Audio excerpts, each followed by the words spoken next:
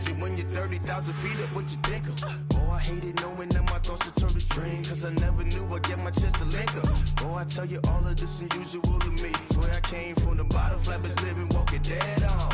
Put your favorite rapper's name up on the headstone. Big for the cheese and you're dead wrong. Propaganda said the standards in the yeah, I'm throw it back. Yeah, I'm born. It's talking. It's hot, so leave me where I'm at. I'm living how I want now. No reason to look out. It's clear to see. All eyes on me for 100 degrees. Who am I? Ruthless. Easy does it. In public, hated to love it. The underdog. Swars. It was written in my diary to start a war. I'm feeling infamous, immortal with my technique. A revolutionary shining with diamond teeth. Young Don Cartagena, excuse my demeanor. This the glamour life, you still not a player, you ain't half as nice. I'm born again, life after death. I made the sacrifice, I'm super duper fly. Keep them hypnotized. I said my name is Juice, America's most. Ain't no half stepping, see you at the crossroads. money over on my headstone.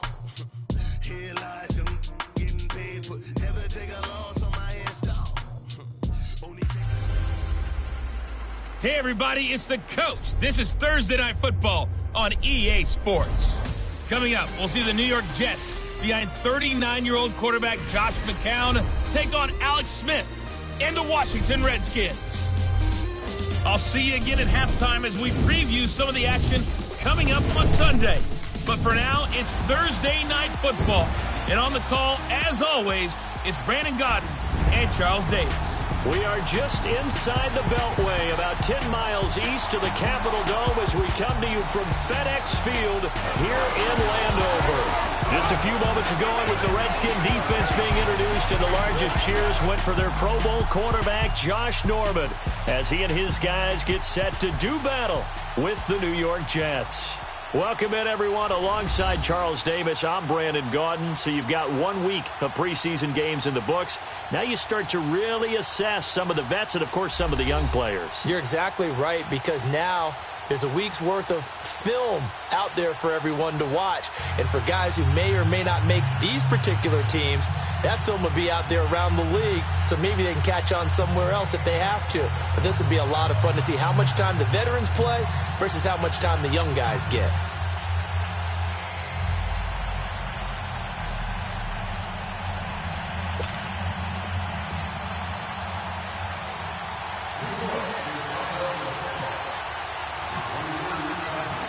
Here's the Jets' new kicker, Cairo Santos, to get us started. And we are underway from FedEx Field. Fielded about a yard deep.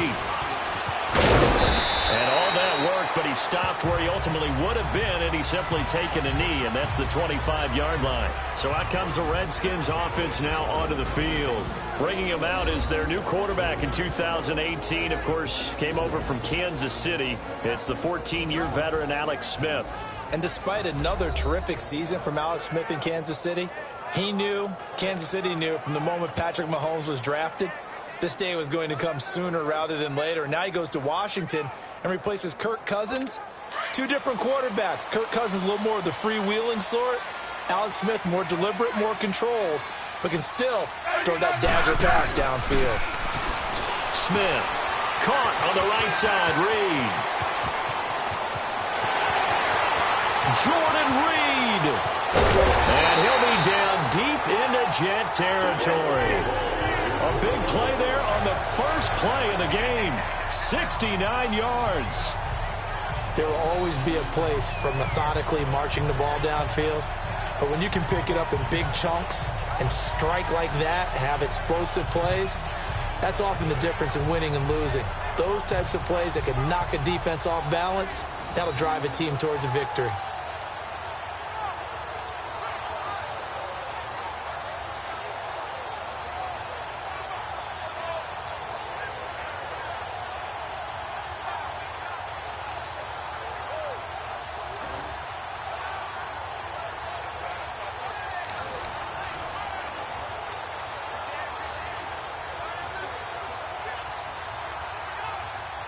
Redskins with their first trip to the red zone thus far. They've got a 1st and goal to go at the 7.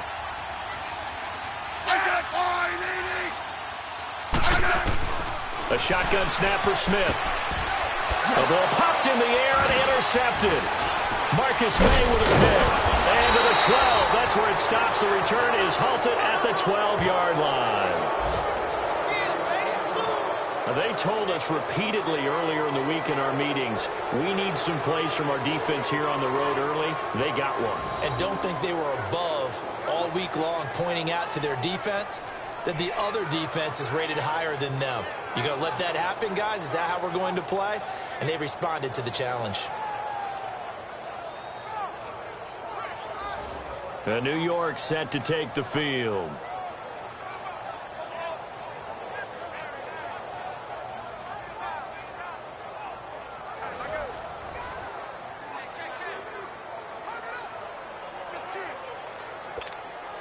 So McCown comes up as the Jets have it 1st and 10 at their own 12-yard line.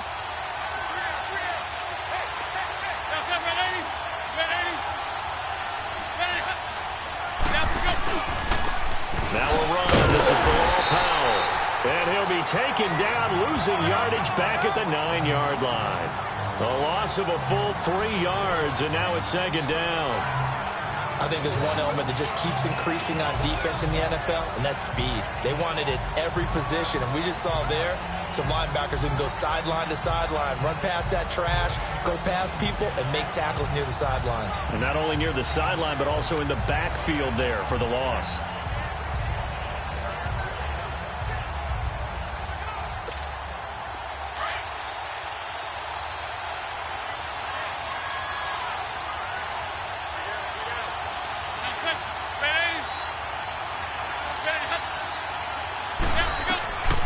Second down, here's McCown. And this turns into disaster. He's not going to get forward progress. That'll be a safety. Well, we thought these two defenses, they might come to play. One has already come to play here. A safety for the opening points of the game. Brandon, let's pile this play away because if it turns out to be a tight game, who knows? This could wind up being the difference.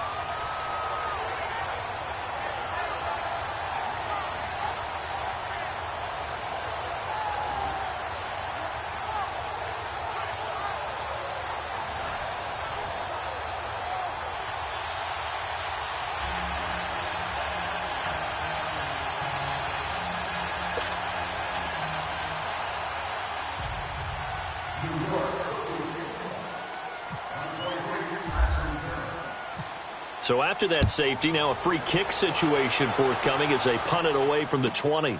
Fielded just inside the 20. And the ball is knocked out. And they are going to set up shop at the 32-yard line.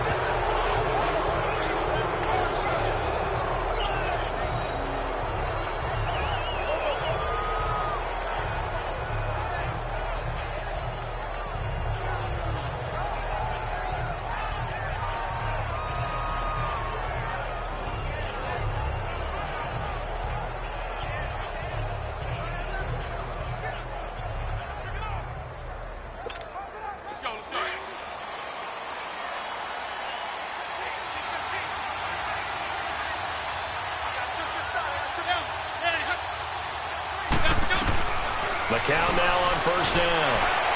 Breaks a tackle. Oh, a battle for it here, and this will be caught. 7 yards, the pickup on the pitch and catch. If you're running out route, it's likely you're going to end up near the sideline. And what did we just see there? Toe tap. You got it. The benefits of practice. Toe tapping, foot dragging, picking it up, and making sure it was a catch.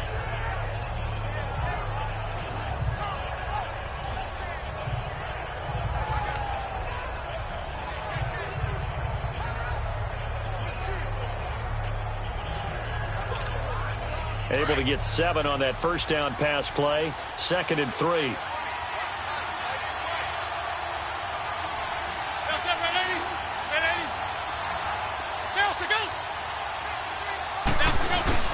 Faking the give to Powell. Now McCown. Anunua's got it. Complete. And down inside the 15 he goes. 10 yards is the pickup. Good enough for a Jet 1st down.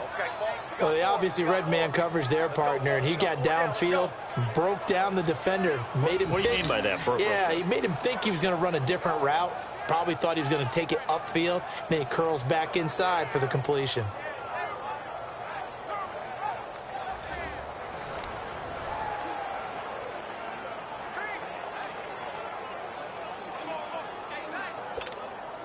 First red zone opportunity now for the Jets. It's 1st and 10 at the 14.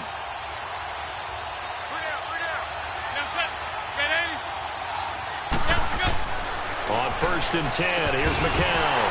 He couldn't quite hold it. Got hit. Ball pops out, incomplete. You know, during these preseason games, we're in week 2 right now, it's always funny looking at our spot charts up here in the booth because with all the guys that might play in this one, it seems to get bigger and bigger each year. Yeah, we pretty much supersize them, don't we? Because, you know, remember, they're carrying 90 now. And with the new rules, they'll carry 90 all the way through the preseason before they make the final cut. Oh, yeah, a lot of guys to learn for these games. McCown incomplete on 1st down. Here's 2nd and 10.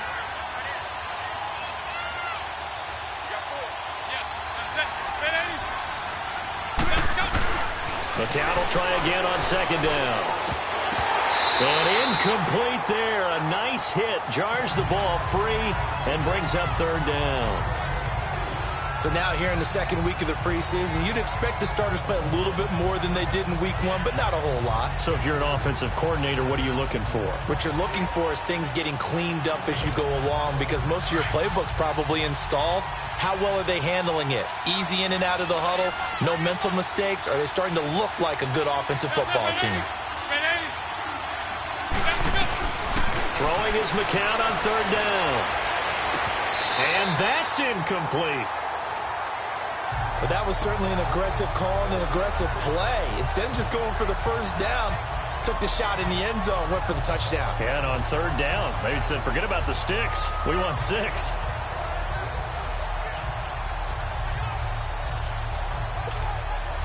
Now to try the Jets field goal, Cairo Santos.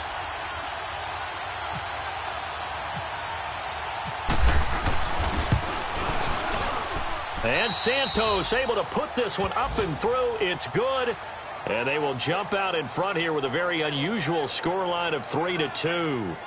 So I guess we'll call this a pitcher's duel so far. I think that was a 3-run homer there, and it makes it a 3-2 ball game. Yeah, and what inning are we in? It's not the most common of score lines, but it's pretty indicative of the fact that we're in for a tight one.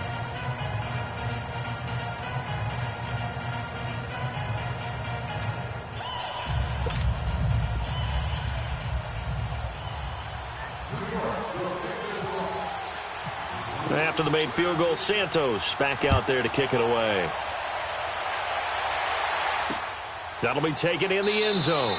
And he won't return this one. He'll go down to a knee, and they'll start at the 25.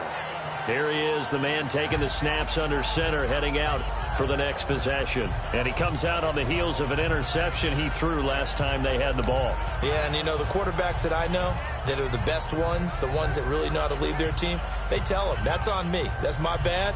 But let's go back out there and move ahead again, guys. We can get this done. One good thing for him, it did only lead to 3 points and not a touchdown after that turnover. Big thanks to the defense. They go back to the air here after the INT on the last drive. It's brought in by Jamison Crowder. And he'll be taken down, but not before he gets into enemy territory. A good pickup there, 26 yards. One thing I can say pretty safely, that route is not called if you don't have a guy who can throw the ball and put some mustard on it. Because if you're going to lollipop it in the middle of the field, bad things usually happen. It takes a strong-arm guy who can rifle it in there, and they were able to successfully complete that one.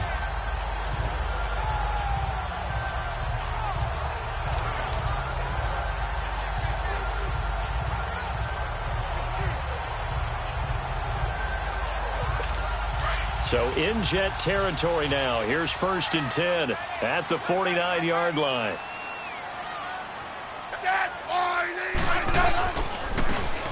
They'll run with Thompson. And he'll take it across midfield down into Jet territory. A gain of 3, 2nd down. And a quick look at Washington's offense. Jordan Reed's coming off of an injury-plagued season that set him back and held him to just 6 games. And Washington's definitely hoping he can get back to his 2016 Pro Bowl form. That made him one of the most dangerous tight ends in the game. And in fact, when he runs routes, it's often equated to a basketball player with a great crossover move. A lot of guys just can't stick with him.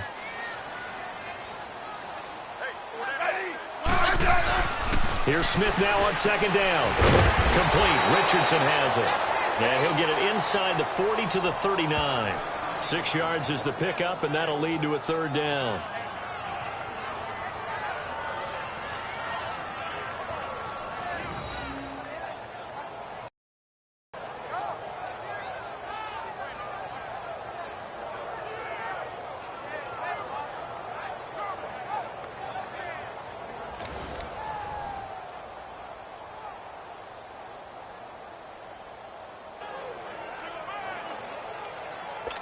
This is 3rd and 1. Very likely 4-down territory, even if they don't get it, though.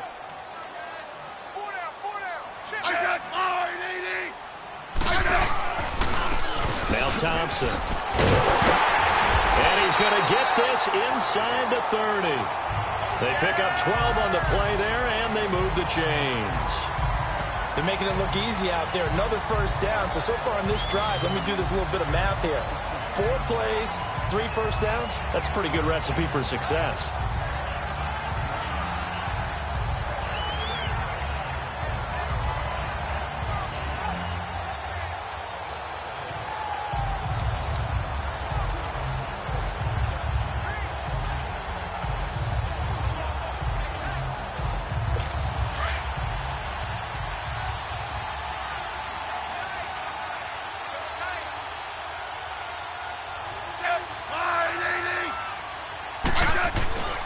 The first carry for the rookie, it's Darius Geis down to the 25.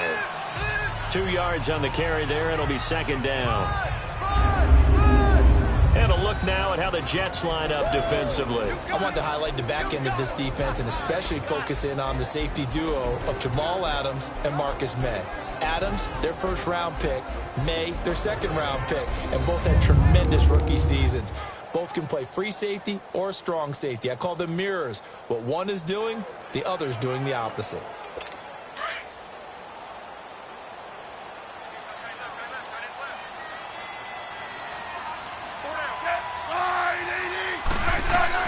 On second down, here's Smith.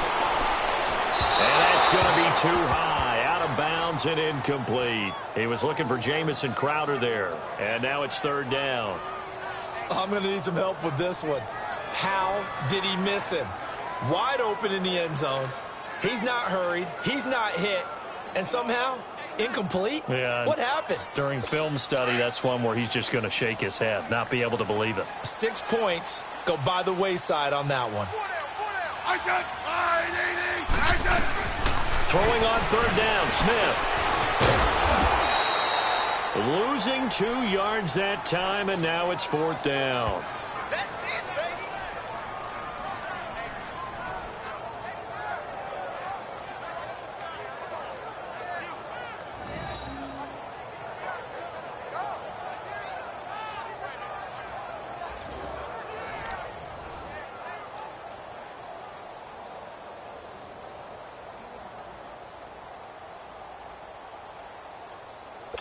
So now on fourth down, the Redskins will hand things over to their kicker, Dustin Hopkins. This from 44 yards out, left hash. And Hopkins' kick is good. And with that, they'll move out in front by a couple here in this first quarter. So chalk that down as an 8-play drive capped with a field goal. Yeah, as a friend of mine used to say, they were moving and grooving for a while, but they couldn't keep the momentum going enough to get a touchdown out of it.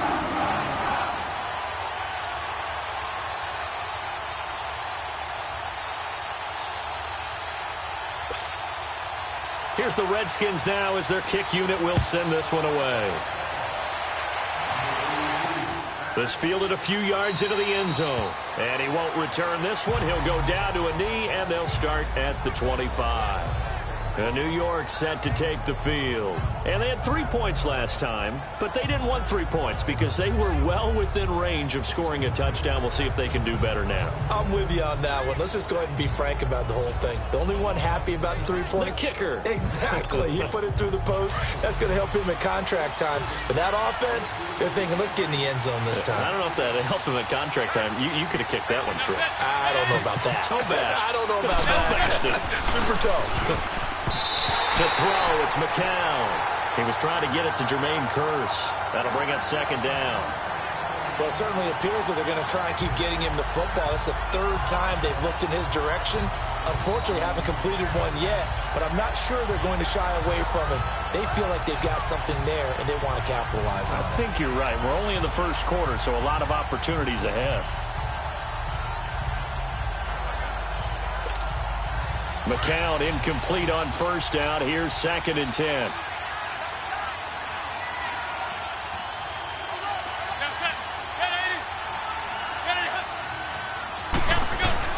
Back to the air on second down. McCown. Throw left side to the tight end, Walford. And they'll take him down at the 31-yard line. 6 yards is the pickup, and that'll lead to a third down. When you execute a drag or a crossing route really well and give them a chance to let it develop a little bit, you can gain some significant yardage hitting your tight end on that one. They face a 3rd and 4 after that last completion gets them 6.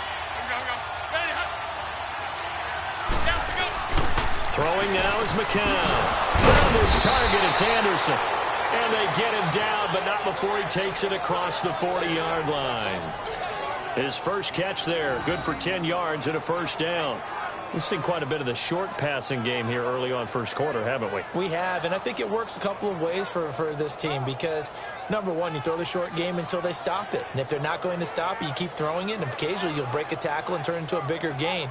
Also, if they start to creep up, start to pressure receivers, now you go over the top, take it deep, and now you get some of those big shots downfield.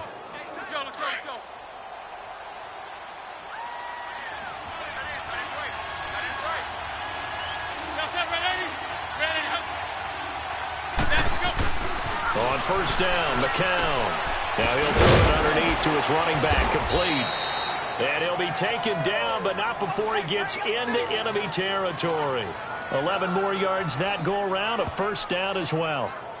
Nice little nifty play for him there. That's the ability to read a defense and utilize players that don't often get picked up in coverage easily. And I'm talking about being able to use the backside of the backfield. Because I know that when I used to cover, hey, we got everybody oh, he just snuck out there, and they just got a nice first down there. What do we love to say? Get those backs into space, right? And they were able to do that there. Nice pickup on first down.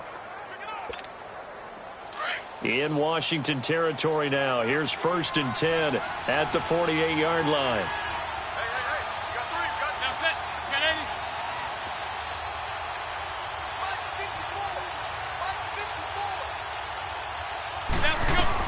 McCown now on first down. That's complete over the middle to Anderson. And the stop here will come at the 38-yard line. 10 yards on the pickup there, and it'll be second down. That was a nicely run slant route, and what the receiver's trying to do is make the defender think he's going upfield for a deeper route and then breaks it off, usually after about 3 to 4 steps, and cuts towards the middle of the field. And now what he's trying to do is use his body to keep the defender away from the football and give the quarterback a really nice target.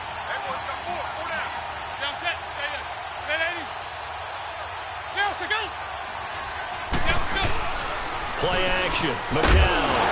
And the Redskins do get to him. He goes down for a sack. Pernell McPhee in there to bring him down for a loss of 7. Well, they had the right down and the definite distance to take a shot downfield, but it didn't work out the way that they had envisioned. No, that's a situation where if you take a sack close to the line of scrimmage, it's not that bad, but a loss like that, you can't take a sack there. Yeah, absolutely. The one thing you cannot do, they did.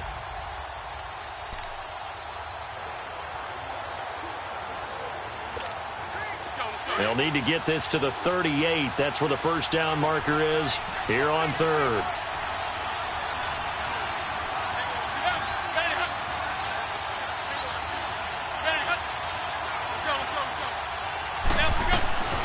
Working from the gun, McCown. He's got Kearse. And he gets this inside the 35-yard line. 12 yards there as they keep this drive rolling. It's another first down. To win any route, you've got to break down the defender, and that's exactly what happened here on this really nicely executed curl route.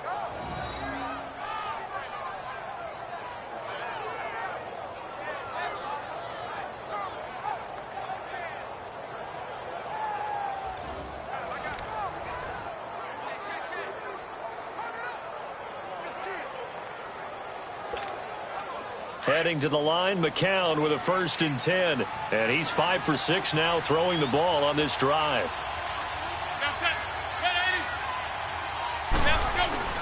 Throwing on first is McCown. The grab made by Curse over the middle. And he's able to get it down to the 25-yard line. A good pickup there. 8 yards on the first down completion.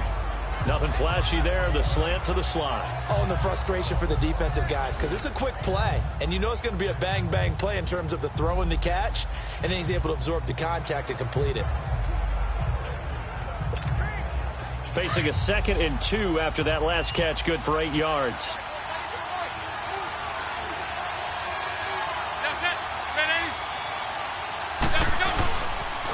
Toss play, Powell. And he'll be brought down at the 21, just shy of the 20 in the red zone. It's a gain of 4 there, and it gives him a new set of downs. 2nd and 2 is prime time for a little bit of a gamble, isn't it? Open up the playbook, go play action, toss that bad boy deep. But in this situation, go ahead and give it to your back. Let him pick up a 1st down, keep the sticks moving.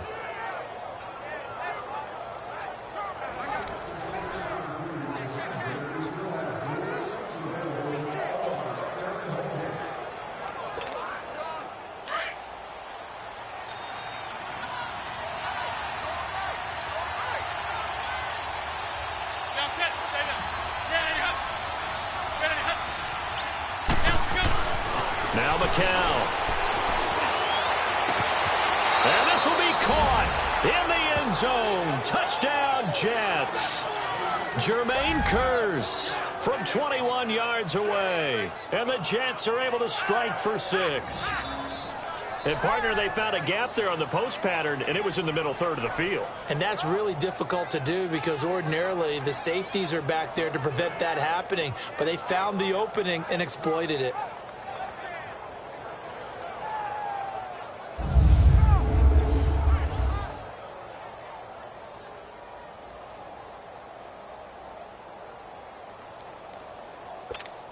Cairo Santos on to try the extra point.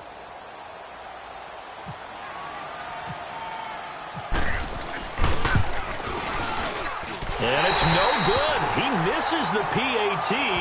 So file that one away. Could eventually loom large here as the night progresses.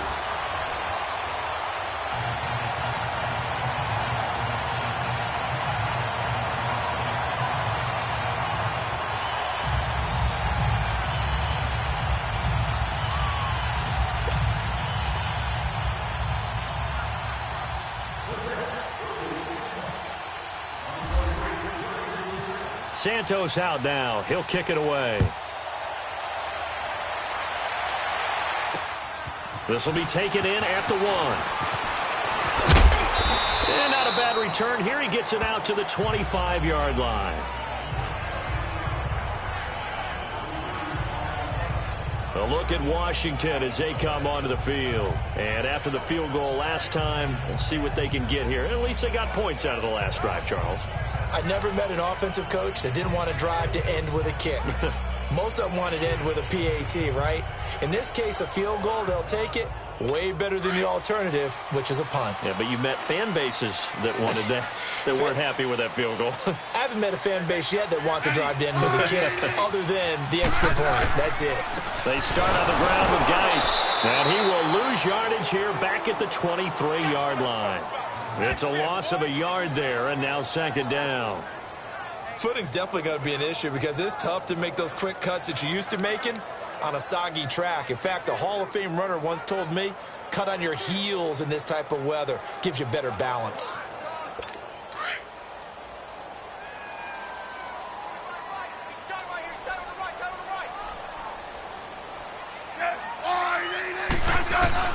To throw on 2nd down is Smith.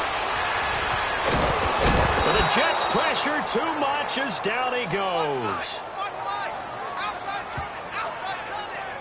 Brandon, if I'm an offensive coordinator and I see an all-out rush like that, I file it away because I'm going to use their aggressiveness against them as this game goes on. I'm going to hit them with a screen soon.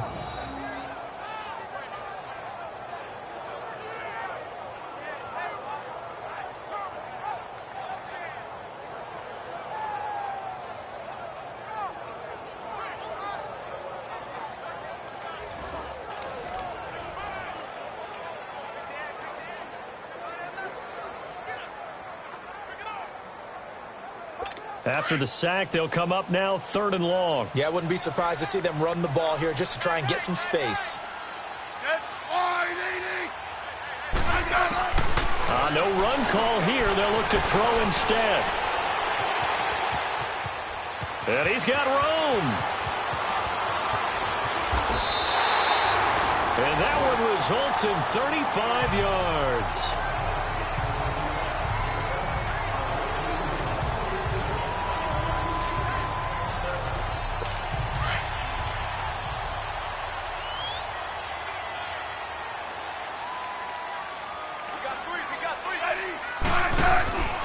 They run it here with Thompson. And he got blown up. Losing yardage on the play back at the 44. It's a loss of 4 there, bringing up 2nd down. Now that play was doomed right from the start. They just about ran into every defender on that one, didn't he? It felt like everyone got a piece of that tackle.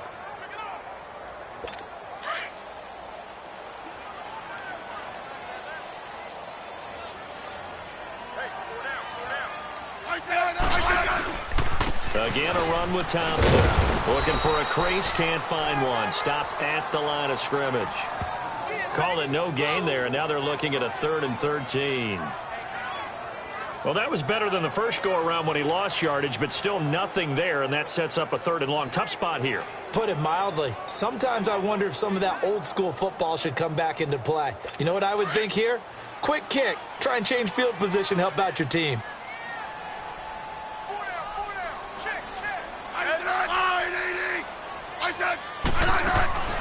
Third and long, it's Smith.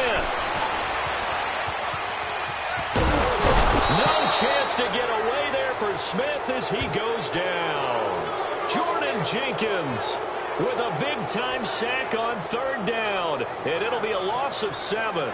And that is the 3rd sack this offensive line has allowed this first quarter. Yeah, that puts him on pace. Let me do the rudimentary math here. To be sacked 12 times in a game.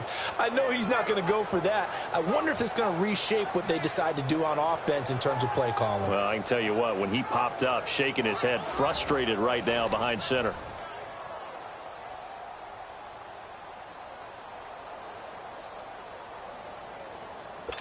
So on 4th down, the Redskins will call on Tress Way to punt it away. Back deep to return it is Lucky Whitehead.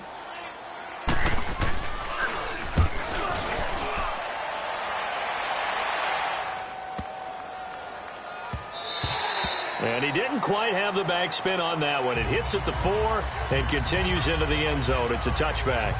So out now come the Jets.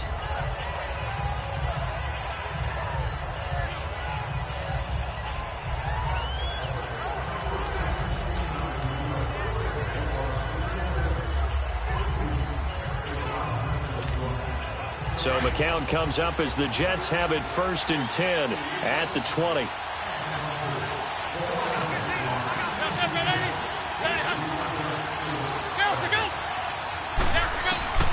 From the gun, it's McCown. Got an open man, it's a noon one. And he'll get to the 29-yard line, brought down there. Give him 9 there on the first down completion. One of the feature points of the in route is being able to make a nice throw to the middle part of the field. And for a quarterback, that's one of the better throws and better looks that he'll get. But he has to be careful not to wait too long and let his receiver wander into some tough territory. If he's late with the ball, he can get his receiver hit and hit hard.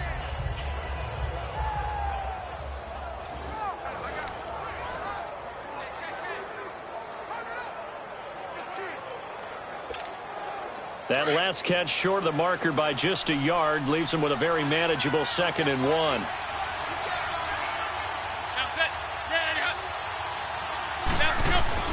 On 2nd down, here's McCown. And this is incomplete. It was DJ Swearinger right there on the coverage.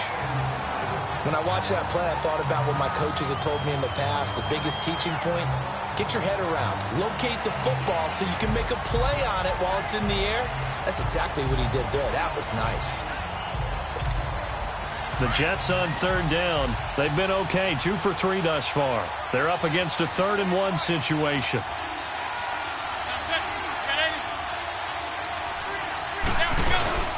McCown going to hand this one off to Powell.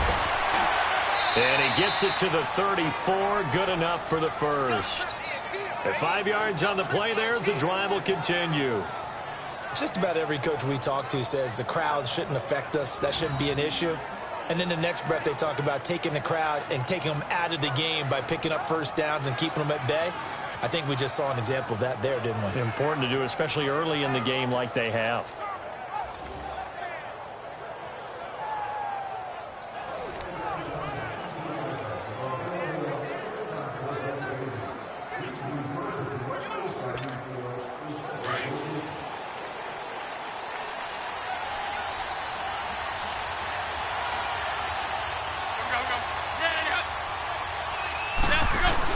McCown now on first down. He's going to loft one deep left side here. This is caught inside the 15.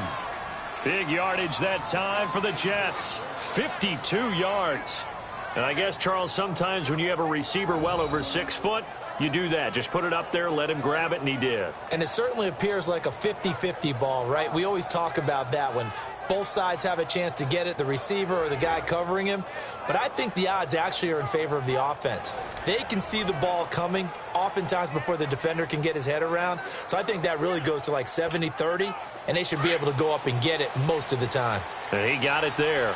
So on the other side of the field now, it's 1st and 10 as they've got things rolling on this drive. Into the red zone now. It's McCown. Brought in by Walford, right side. And he's able to work it here to the 8-yard line. A gain of 6 there on first. Nice rhythm throw there on first down. He located his tight end, made it a nice easy pitch and catch. Hoping he can break a tackle or two. Wasn't able to do that there, but still good yardage. 6 yards was the pickup on the last completion, so here's 2nd and 4.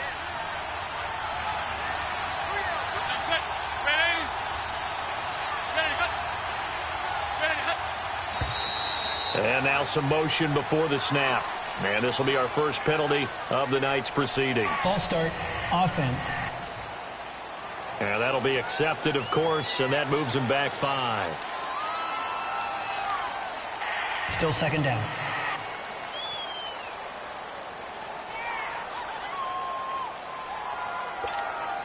The false start hurts him there a bit. Backs him up to 2nd and 9.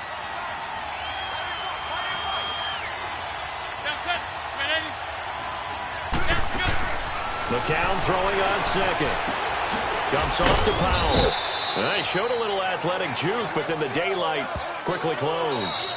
It's a gain of 5 on the play, and that'll lead here to a 3rd down. 1 quarter in the books here on a Thursday night. And after 1, it's the Jets on top early. We'll head back to FedEx Field after this timeout. The NFL on EA Sports is fueled by Gatorade, the sports fuel company. With Charles Davis, Brandon Gaudin with you. It's the Jets in possession as we begin quarter number 2 here. They're on the march, but facing a 3rd down here.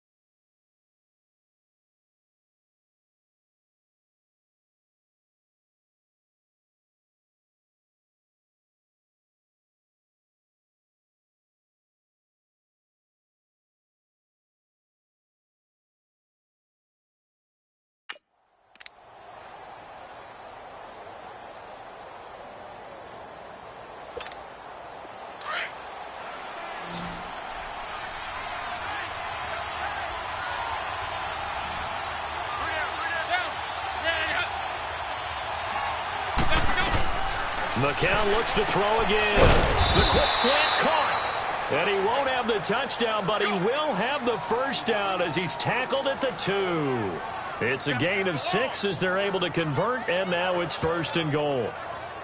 Well, they've had a great, impressive drive going here, and that pickup ensures the drive continues. And not only do you continue the drive, which is demoralizing for the guys on the defensive side of the ball right now, but you make your own defense happy. They're able to get a little more rest over on the sidelines while this one continues downfield.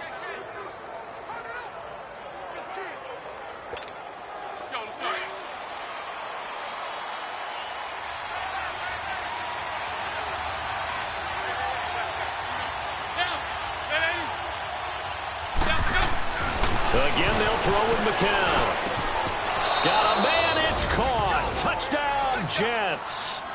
Jermaine Kearse ready for the regular season with his 2nd touchdown of the game. And the Jets find a way to stretch their lead. Now, he's having a nice little first half here, partner. And it's a first half that leaves us anticipating what can still come. I mean, 2 touchdowns already here through the 2nd quarter. There could be plenty more before this game is over.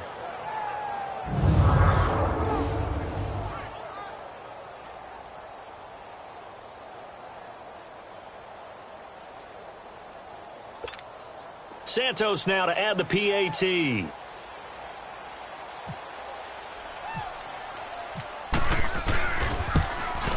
oh, it's no good. For the 2nd time now in this first half, he's missed an extra point.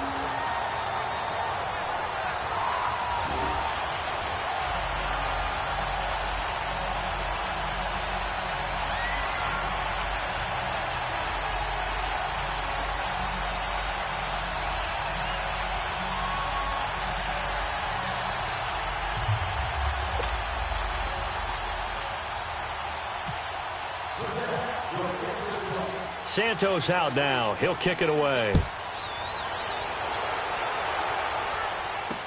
That's fielded in the end zone. And no run back here. This will be a touchback, and it comes out to the 25-yard line. There again is the running back as he trots onto the field. They've given him some touches. They haven't had a lot of success on the ground. Do you maybe keep going to that well, or do you mix it up more? I think you mix it up more, try and loosen things up. Get the defense to react to other people, other plays, but don't forget about it. That's your horse. You know, Secretariat lost twice in his career. So educational. That's very true, kids. Look it up.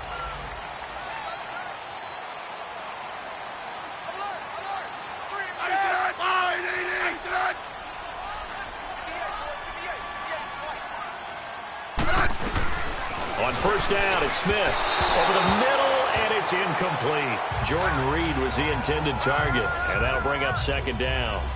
As we thought they might do here in week 2 of the preseason, they've left their starting quarterback out there for this 2nd quarter, but I would imagine we will not see him after halftime. Yeah, this is the time of year you've got to get your backup some reps and make sure you protect your starting quarterback. They'll run it now out of the gun.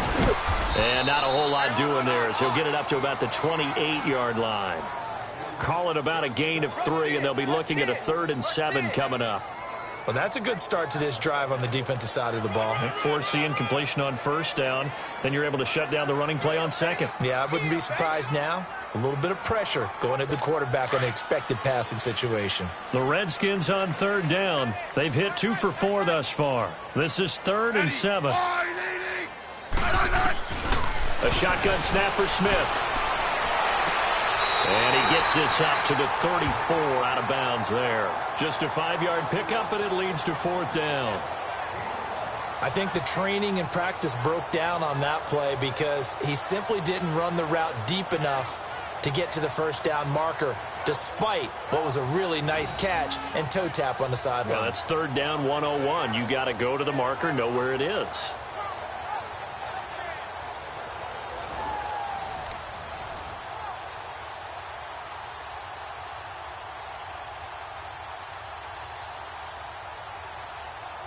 Here's Tressway now. On for his 2nd punt. He'd take a repeat of his first. And now some pointing up front and a flag down. This might just move them back 5. False start, offense. That's going to set him back 5 yards. Still 4th down.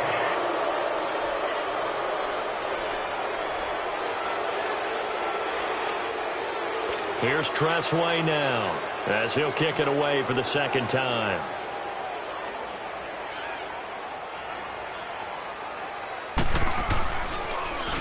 He gets this one away, and boy, it's another boomer.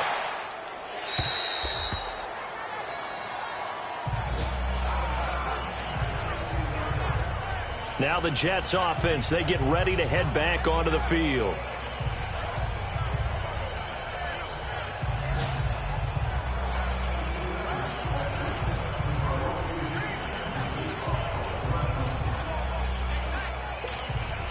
So McCown comes up as the Jets have it 1st and 10 at their own 16.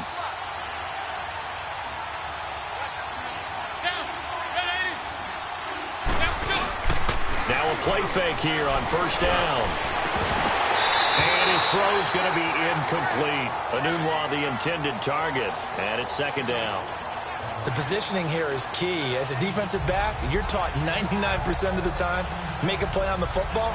But in this case, making a play on the man was all the difference. That's what forced the incompletion.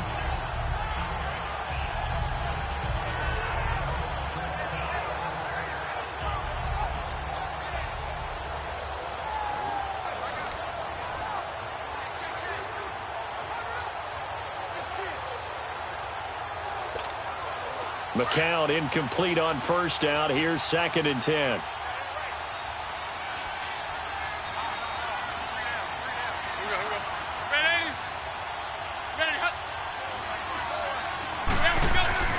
McCown again on 2nd and 10. Here's Walford over the middle. And he's brought down after a good gain.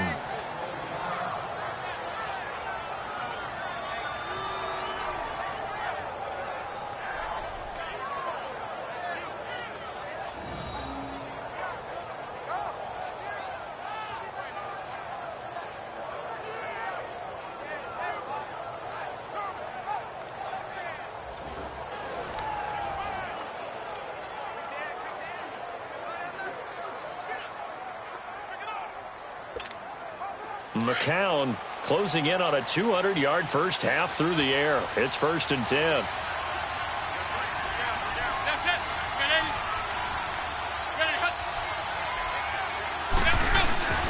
This is the running back, Powell. And able to get this one across the 45 before he's brought down. 12 more yards there and another 1st down. At this stage of the game, the run-pass numbers are a little bit out of whack because most of their yardage has come through the air. But in a sense, that just sets things up for big runs like that because the defense might be a little bit off balance. They pick up another 1st down with that run.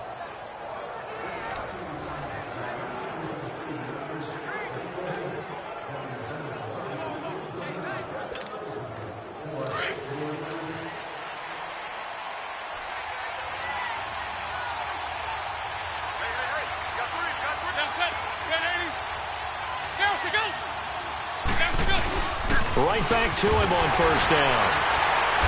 And he's got it across the midfield stripe and into Washington territory. Deron Payne, the big D tackle there to make the stop. Tough running there. That's a hard-earned 4 yards. Yeah, those are the unsung kind of runs. They don't fill up the stat sheet, but they do set you up in good position on 2nd down.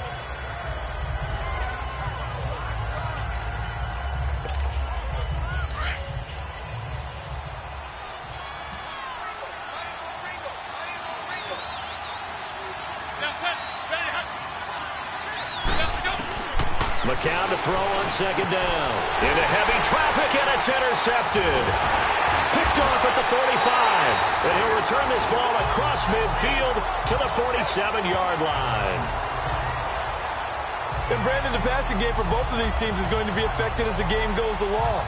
It's not looking like the rain's going to let up anytime soon. So that might mean a few more wobbly passes and wide receiver slips. And this one winds up getting intercepted.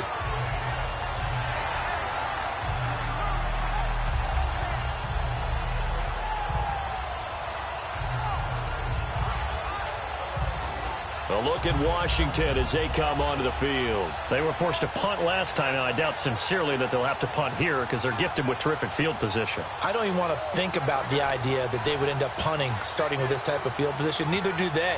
Great starting spot, great opportunity to run your full playbook. If they want to take a shot here, they can go ahead and do it.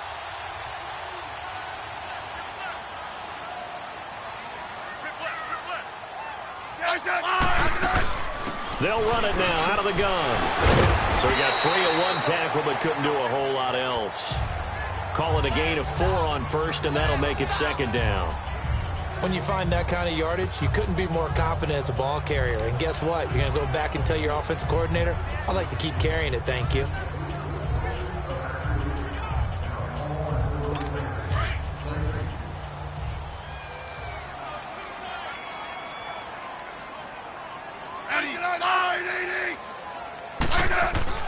On second down, here's Smith.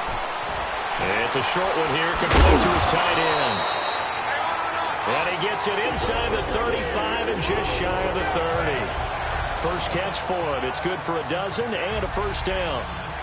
And there's a completion to the tight end. And look at the size of these players nowadays. At that spot, 6'4", 6'5", and up.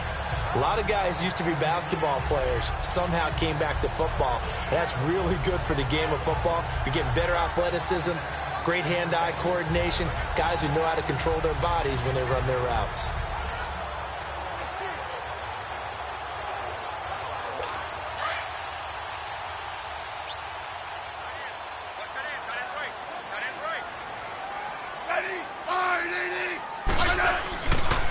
On the ground, it's Thompson.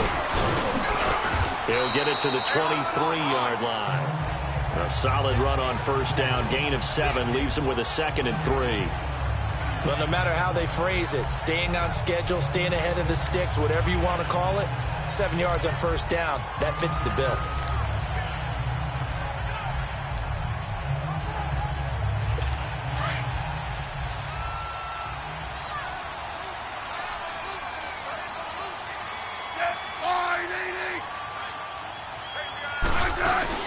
They'll run it now out of the gun. And he's able to get it to the edge of the red zone at the 20-yard line. Give him 3 yards and a fresh set of downs. Yeah, they really needed to get something going, didn't they? They had punted on the last 2 possessions. The running game starting to come to the front for them, providing a nice pickup there to keep this drive going.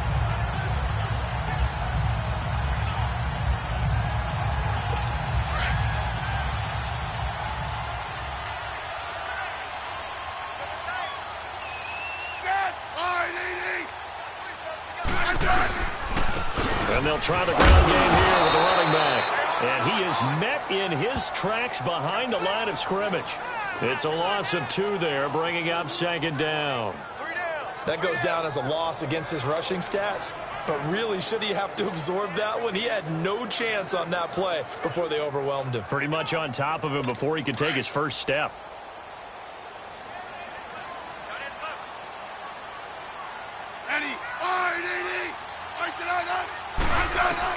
They'll try the air now with Smith. Pressure from his right, and he goes down hard, flat on his back.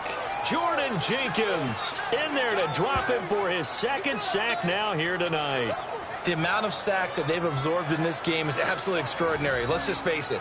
This offensive line, flat out, cannot handle this pass rush. It's been demonstrated time and time again.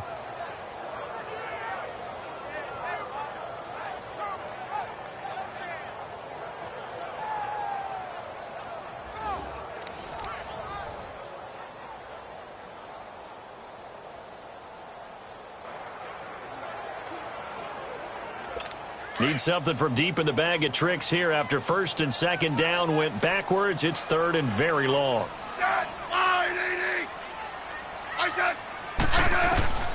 From the gun, here's Smith.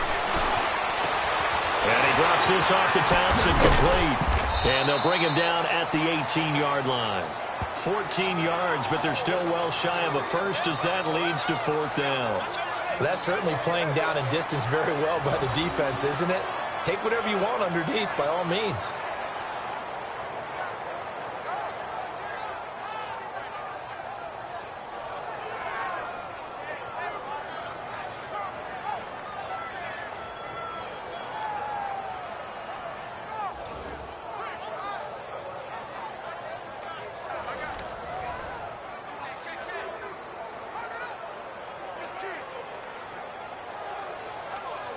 And for the second time tonight, this field goal unit comes out here.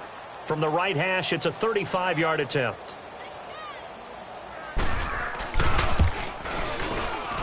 And Hopkins' kick is good. And this is back down to a 7-point game. No problems in the field goal department so far. He's 2 for 2. Pretty reliable here in this game, isn't he? And to me, that bodes well for them. If they need him late in the game, his confidence should be sky high.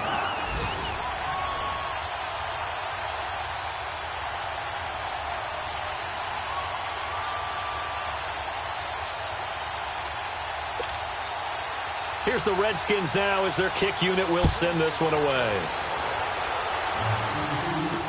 Now it's Lucky Whitehead on the return. He'll bring it back to just about the 25, call it the 24-yard line. Luke McCown and the offense heading out for their next possession. And he's looked pretty good. Does have the 1 interception, but 2 touchdown passes so far. Your analysis? They'll take the offset. When you talk about throwing 2 touchdown passes, no one wants to see an interception thrown, but those things happen in the course of a ball game and over the course of a season. But throwing 2 touchdown passes, that's why the team has an advantage. That's what they're looking for more of. He'll be hoping to make it a 3-to-1 ratio here in the second quarter. Trying to shake off the interception from the last drive. He'll look to throw. And he'll be taken down, but not before he gets into enemy territory. A really good pickup of 28 yards. So in the second quarter, he's already up over 100 yards receiving now. And isn't 100 the magic number for a really good game for a receiver? So he got a chance to really shatter that and have a profound effect on this game.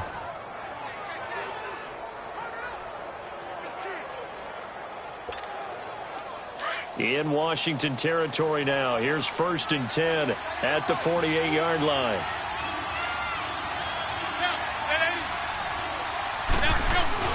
On 1st and 10, here's McCown. He's going to fire one deep over the... That's caught inside the 20. A gain of 32 that time.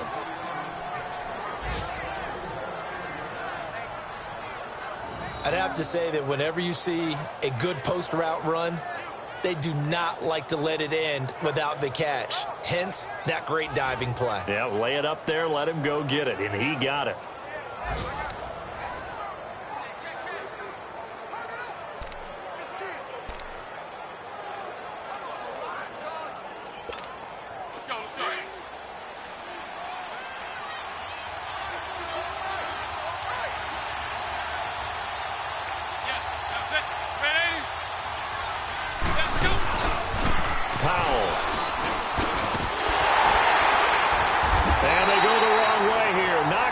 To the 20. A loss of a full 3 yards, and now it's 2nd down.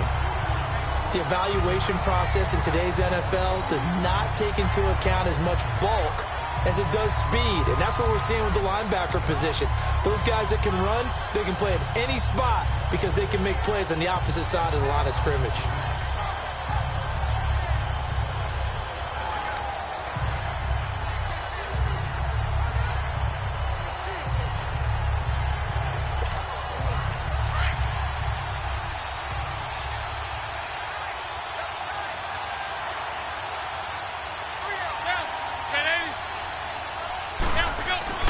Here's McCown. Throws a quick hitter on the slant. That's complete. And on this one, he'll get to the 15, right at the 15-yard line. That catch good for 5. It's 3rd down. What terrifies defenses when they see slant routes thrown is that the receiver is on the move, and oftentimes he catches it and gets upfield. Does a really nice job rallying to him and stopping him for a minimal gain. The Jets on 3rd down. They've been near perfect, 4 for 5 to this point. This is 3rd and 8.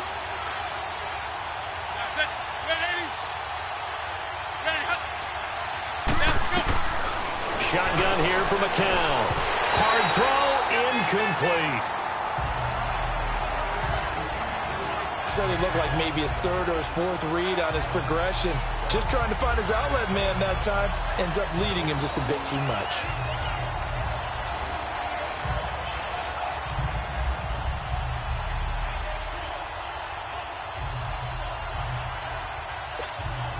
And for the second time tonight, this field goal unit comes out here.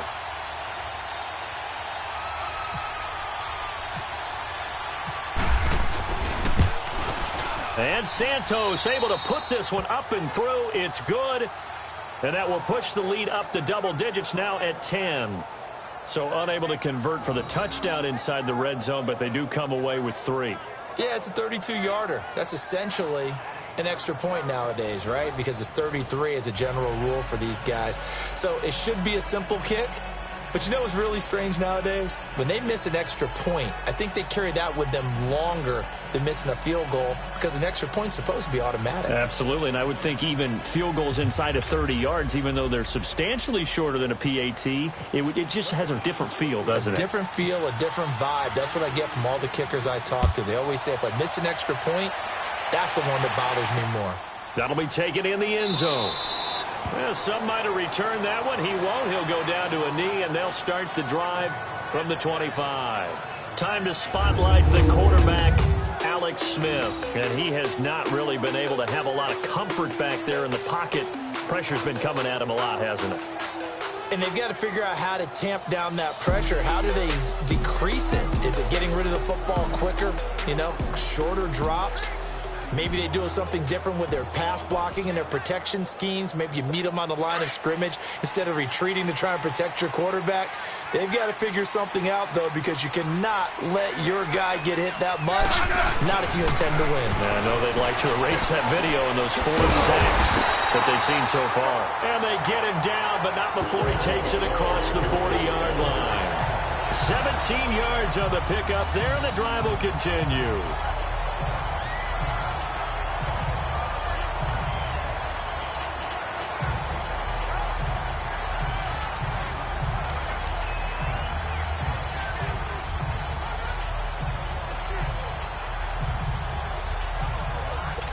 Smith now 7 of 10 here in this first half, and he's got a 1st and 10. And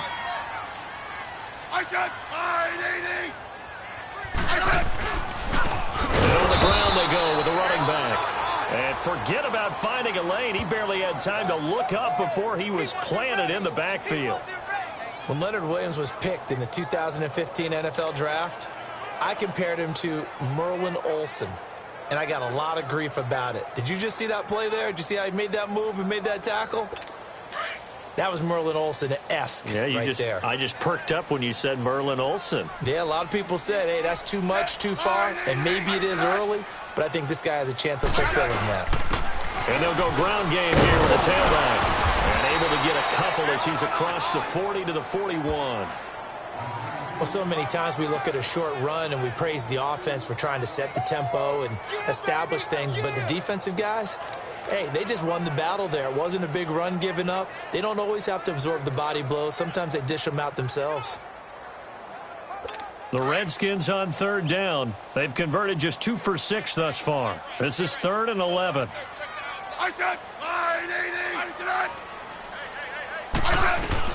Throwing on 3rd down, Smith. He finds his target. It's Crowder. And he'll be taken down, but not before getting this inside the 30. That one will go down as 33 yards on the 3rd down conversion. And there they went crossing route against the zone defense. What do you think of that? Takes real coordination between the passer and the receiver because you've got to read those zones and where the open spots are and be on the same page with the guy throwing the football. Because sometimes you're throwing it in front of the zone. Sometimes you're throwing it between the zones. Sometimes the receiver's going to just kind of find a spot and what we call sit down and present himself to the quarterback and throw it there. It's a tough read, but when they're in sync, it's really effective. And they'll go on the ground. And they take him down, losing yardage back at the 27. That's going to go as a loss of a yard, and it'll be 2nd down. Came out in a power set, but that only served to put more men in the box. And guess what? If you're going to do that, you've got to win up front, right? Your offensive guys have got to beat the defenders. They lost all leverage on that play.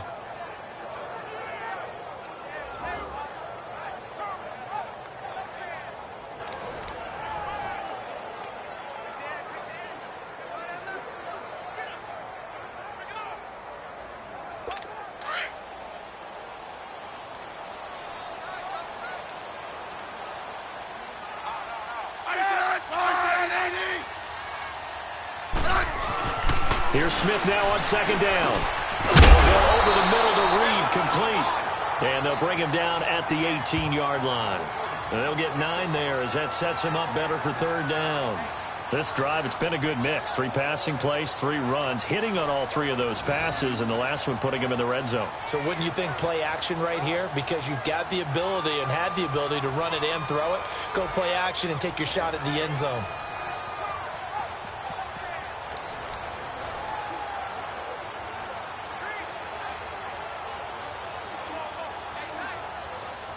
The Redskins on third down. 3 for 7 so far in this game. Here it's 3rd and 2.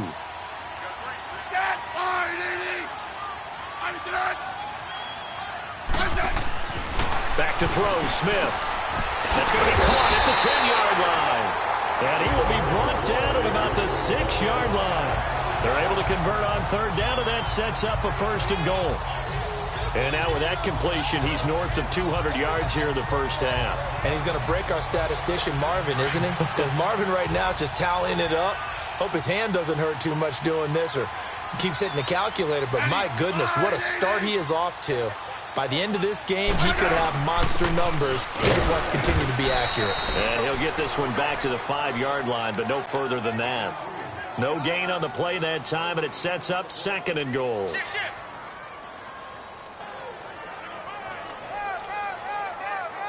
A line of scrimmage, once again the 5 as they get ready for 2nd and goal.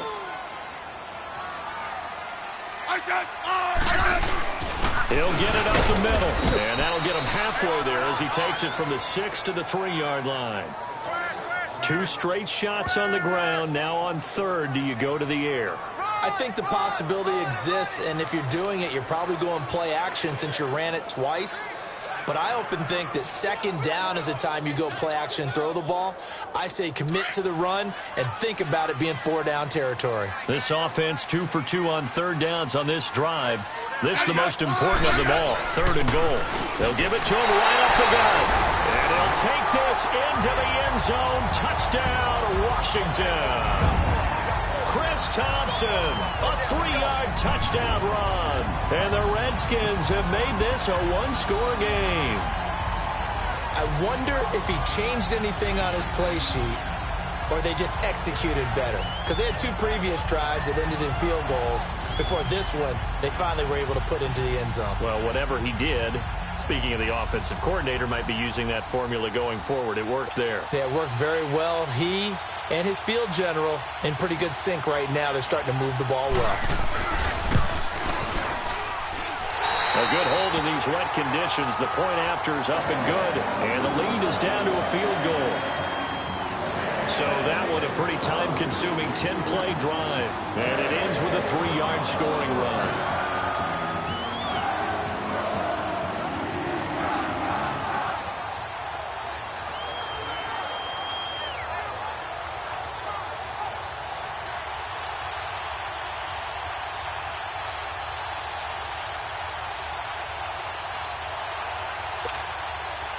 Here's the Redskins now as their kick unit will send this one away. Fielded about a yard deep. And he'll take this up past the 20 and down at the 22-yard line. New York set to take the field. And they split the uprights last time for 3. They've got the lead. They're not going to play this conservative. They're not hoping for another field goal. They're hoping for a touchdown. I'm with you on that one. I like where your head is. I like the way you're thinking because you're exactly right. Trying to sit on a lead and play that way, that doesn't work too well for most teams. Run your offense. Run what you do best. Exactly. Put it all the way down and try to increase your lead in a big way. And the best way to do it, touchdowns.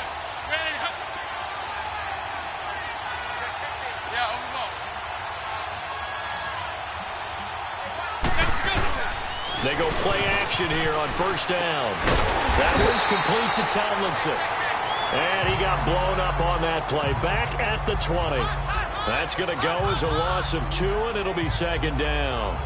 And never good on a pass completion there to go the wrong way. Lost yardage. No, for some reason it seems to work better when you throw it downfield or you can move the ball downfield running it that way, doesn't it? But in this case, if you're the defensive guys, you're energized. executed well, and you caused a lost yardage play. That's going to feel good and look great in film.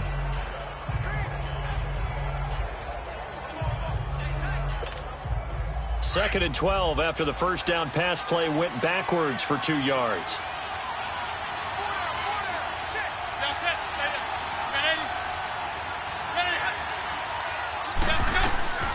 Throwing now is McCown. And that one goes incomplete. He's maybe lucky it wasn't a fumble as he got hit as he threw it. Sure, that pass was incomplete as they made an attempt to get a big one downfield. But that's okay because the second part of that is if you don't get the completion, at least you've told the defense you're trying to stretch them out a little bit, and they may have to change accordingly.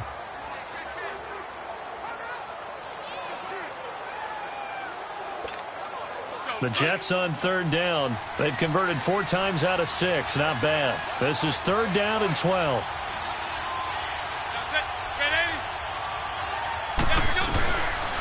Working from the gun. McCown.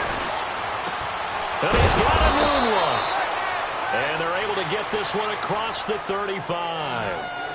Give him 15 yards on that one, and the Jets move the chains.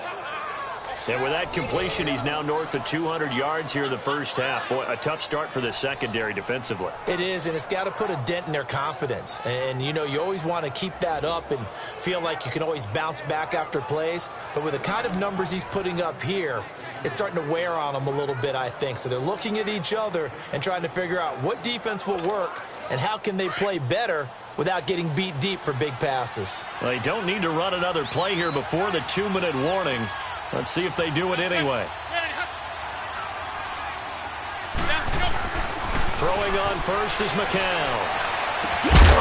And it pops free. The collision there jarred the ball loose and brings up second down.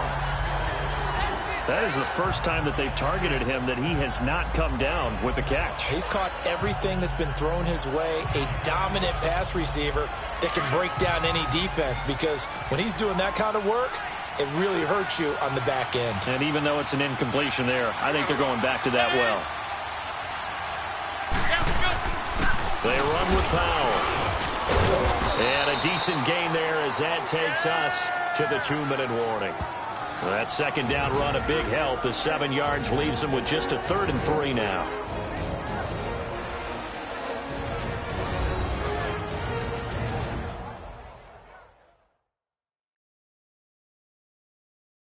Coming up at the half, a reminder we go back to Orlando to check in with Jonathan Coachman. He'll have a look back at our first half as well as a look ahead to what's coming up later this weekend.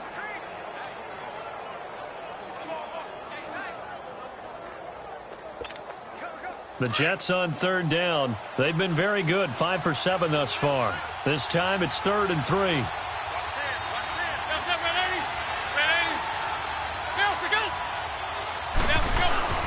Now McCown. He's got Curse. And taking it across midfield and just shy of the 40.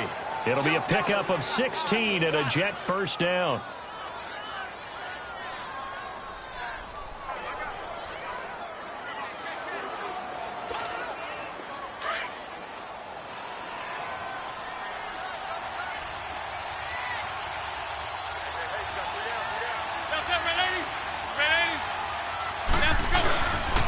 Here's Powell. And nothing doing. He's immediately taken down at the line of scrimmage. No gain on the play. It'll be second down. Well, a well-executed blitz, no doubt. Great job by the linebacker. Maybe the quarterback, if he could have seen that, could have audibled there. Yeah, he needed to be in a different play because that one just meshed perfectly for the defense. All the gaps were filled except for the one the offense really wanted to run through, and that was filled by a big man wanting to make a tackle. And he made a great tackle.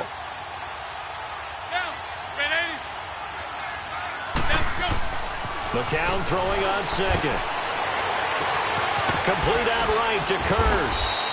And he's going to be taken down, but not before reaching the 15-yard line. A good pickup there, 26 yards. And with that last play, he's now up over that 300-yard mark. And in today's NFL, it almost feels routine. And I hate that when you talk about a 300-yard passing game. To me, 300 yards still signifies excellence, and he's achieved that in this performance.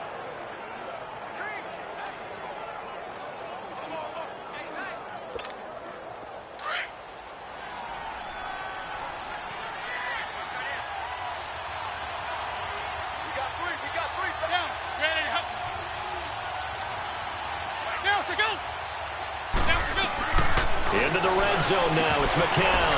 This will be caught at about the 5. And he's in. Touchdown, Jets. Robbie Anderson, as the first half is winding down. And the Jets are going to add on to their lead. And that'll give them a 2-score lead here, but I'm looking ahead. They just want to hold it for the final moments here of the second quarter. They don't want to give up anything on the other side. No, not at all, because if they don't, it almost had the feel of an imposing their will score. And right now, they want to make sure they keep that and carry it into the second half. Now the point after try for Santos.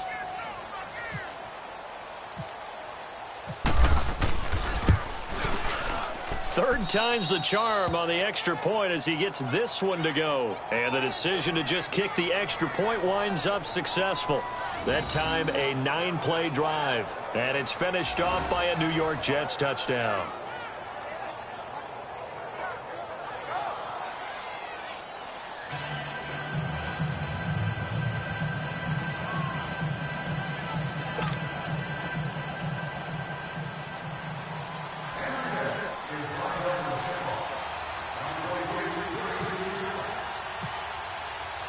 Santos out now. He'll kick it away. Very short kick. This will be taken by one of the up men. And they're going to have really good starting field position here as that's taken up close to the 40.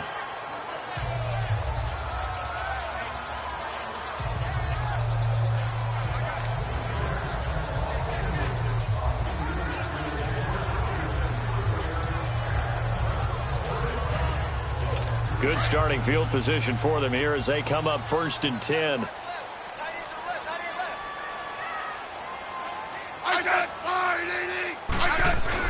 On 1st down, Smith brings it right side to Dodson. Now a timeout signaled for, and they'll get it with 10 seconds to go before halftime.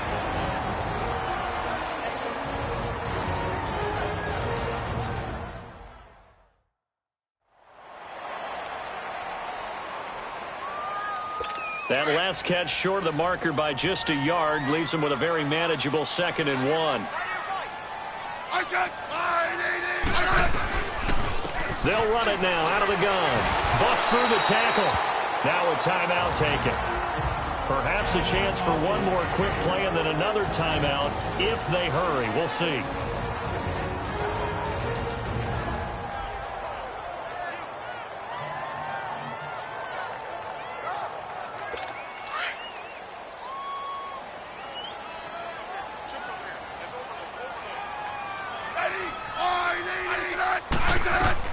The final shot here before break. Smith.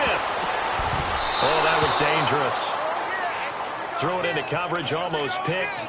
But instead, they'll keep it on 2nd down.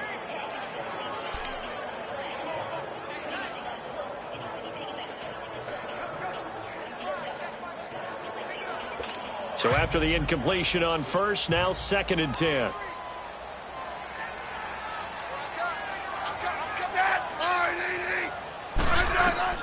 A final shot before break. Smith. Into a double team, and it's intercepted. Marcus May with a pick.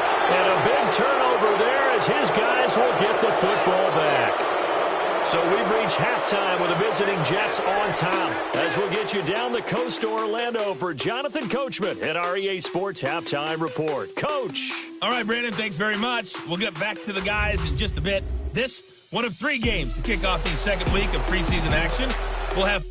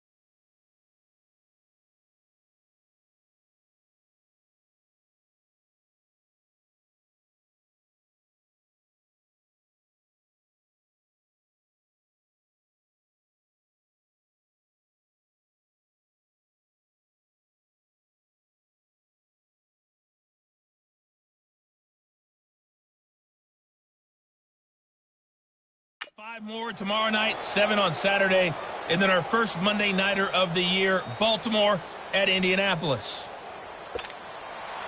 Expect to see a good number of backups going forward as we are back and underway here in preseason week 2. Fielded about a yard deep. Oh, what a move. And he'll make it across the 20 as his guys will set up shop at the 23-yard line. Here's the Jet offense now. They head out to take over. And both of these defenses have been stifling these last few drives offensively. Just not able to get anything going. So what needs to change? I think a lot of the guys will go back and review, so to speak, because everyone has someone assigned to how did each play work. Okay, what did we use that kind of worked for us during this game? Try and get back to some of those plays, as well as the possibility of showing something you haven't shown already in this game and trying to change things up. We'll see if they take the advice of Mr. Davis. It's caught by Crowell. And he's able to get up here to the 26.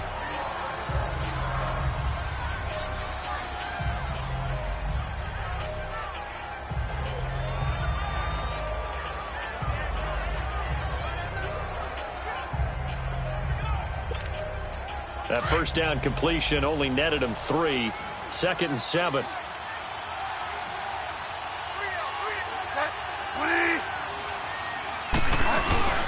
On play action, it's Bridgewater. And a quick throw here, that's complete. And he's able to get out to the 32, brought down there. 6 yards is the pickup, and that'll lead to a 3rd down.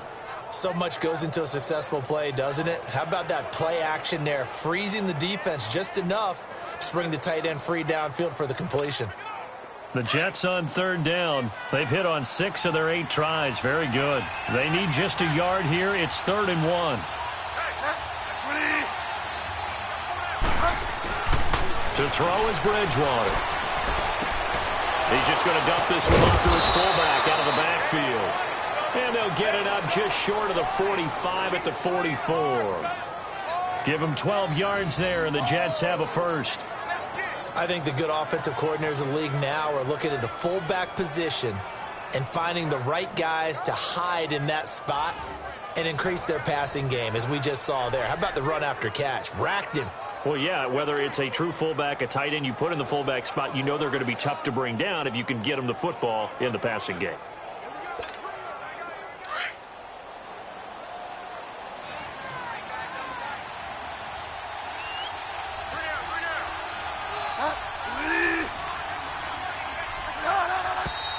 Now whistles come in before the snap. Looked like one of the Jets may have moved. False start, offense.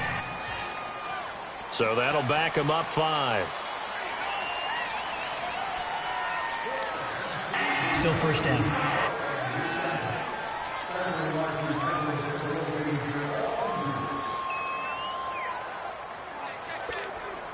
A false start backs them up 5. 1st and 15.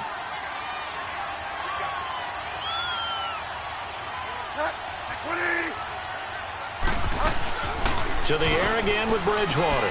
He gets it left side to Johnson. 12 yards on back-to-back plays there, and that's another first down.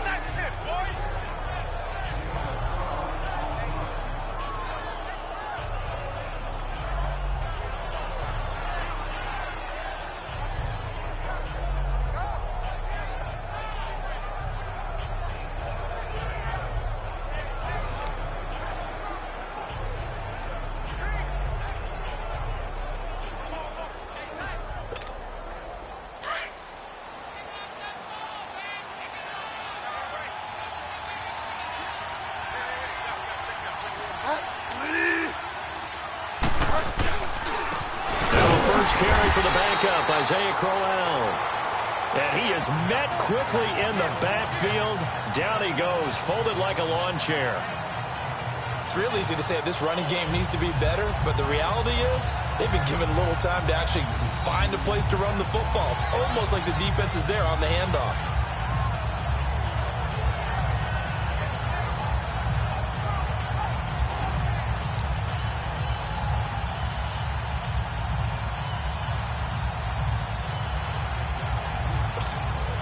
The Jets on third down. Can't fault these numbers. 7 for 9 thus far. This will be 3rd and 5.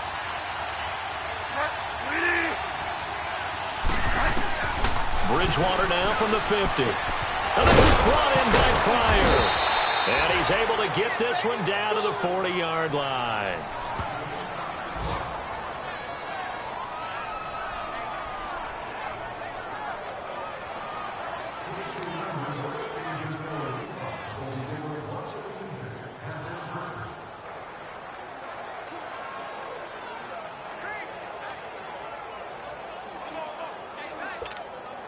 This quarterback now a perfect 5 of 5 since taking over. They haven't missed a beat. 1st and 10.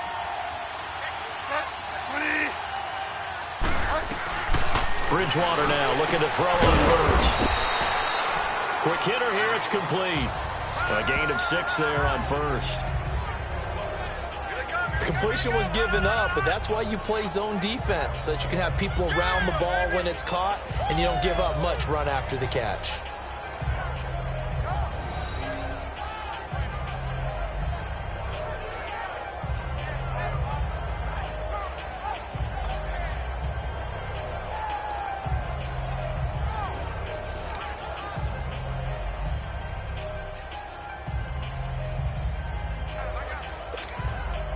Six yards was the pickup on the last completion, so here's 2nd and 4.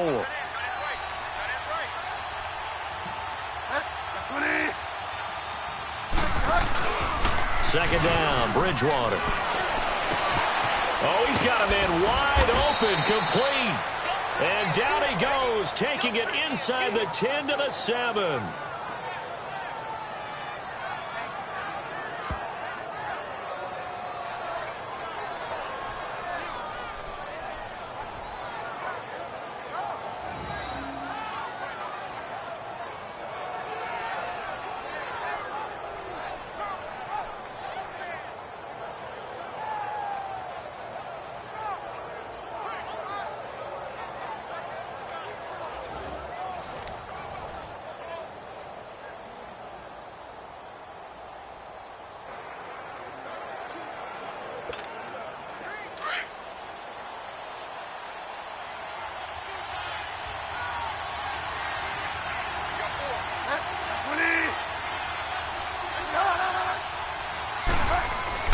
Bridgewater again.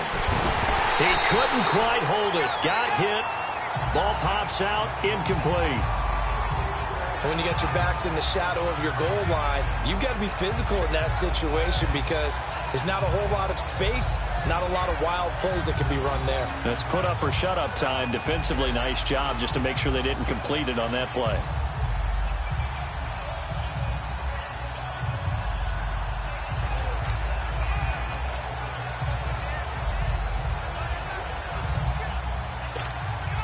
They'll try again here from the 7 on 2nd and goal.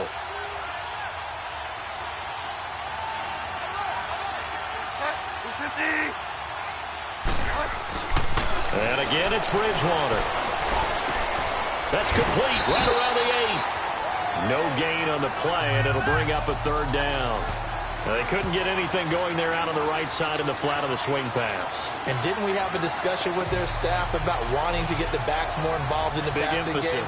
Huge emphasis for this game, but obviously the defense had other plans and really made a nice play.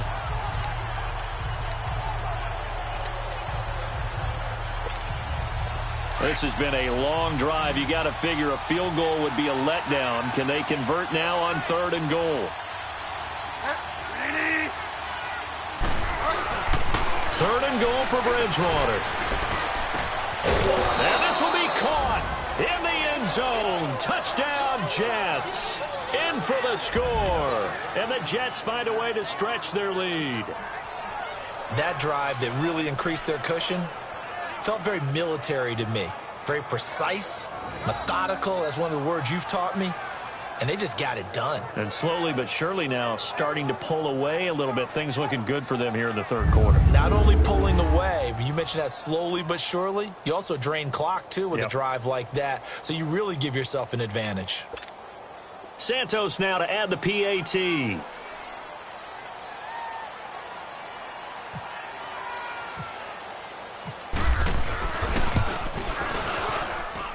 Santos able to tack on the extra point, and the decision to just kick the extra point winds up successful. So that one a long 11-play drive, and it ends with a Jet touchdown.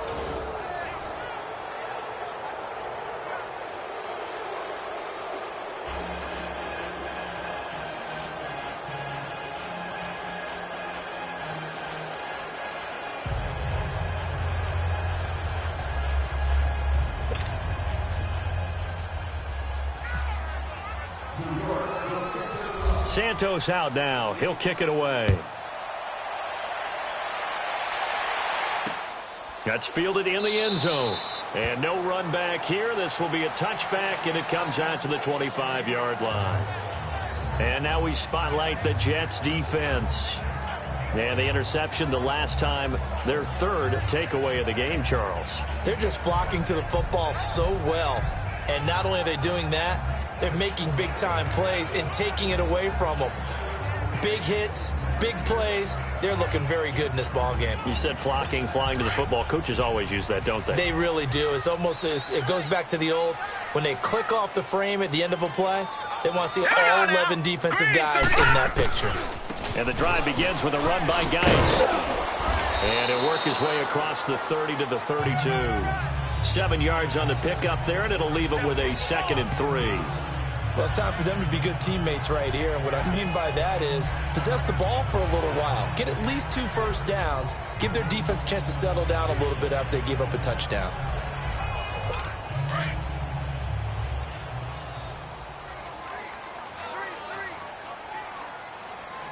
All right, here we go. And now the first throw for the backup quarterback. And he's got his target. It's Vernon Davis. And he's taken down, but not before he gets this into enemy territory across the 40. A gain of 32 that time. Partner, it's a lot of fun watching the NFL now, isn't it? Because when the big fella runs routes, it used to be when we were kids, he'd run about 3 different routes, and that was it. Now he can run anything and catch the balls we just saw there.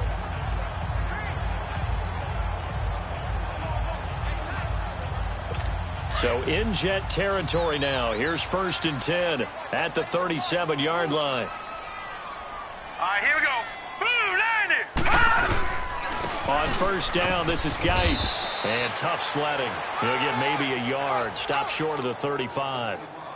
Nice job by that defensive front there to hold him to a short gain on first down. Well played, I must say. Yeah, only getting 1 yard. There was no room to run.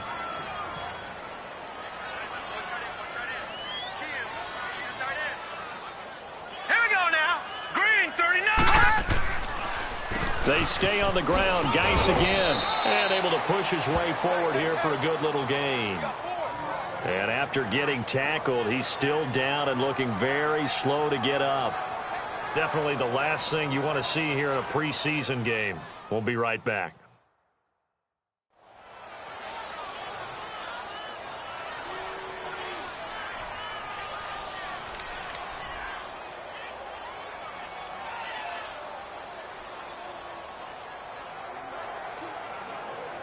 The Redskins on 3rd down. 5 out of 9 thus far. This is 3rd and 4.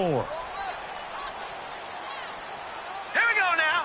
3, 9, Operating from the gun. Hogan. Complete to Kelly. And taking it to the 15-yard line before he's brought down. 15 yards down to the 15 and a first down.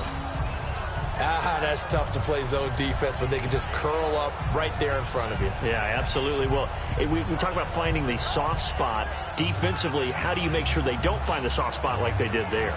Tough to do, because what they normally will do is run routes that'll pull you out of that spot they want to get into. That's what we call not taking the cheese, right? Don't go for the mousetrap. But it's hard to do, because when you see a guy cutting that in that direction, you tend to go towards him. All right, here we go. Now a play fake here on first down. He's going to get this one out to his fullback. And he's able to work it here to the 8-yard line. Call it a pickup of 7, and that'll bring up 2nd down. It's interesting because when I'm watching college football and I'm evaluating guys for the draft now, My list of fullbacks, pure fullbacks, it's a very short list. I'm probably evaluating more punters and kickers now than I am fullbacks, but doesn't matter what you call the position, it's who you put there, and there we saw completion.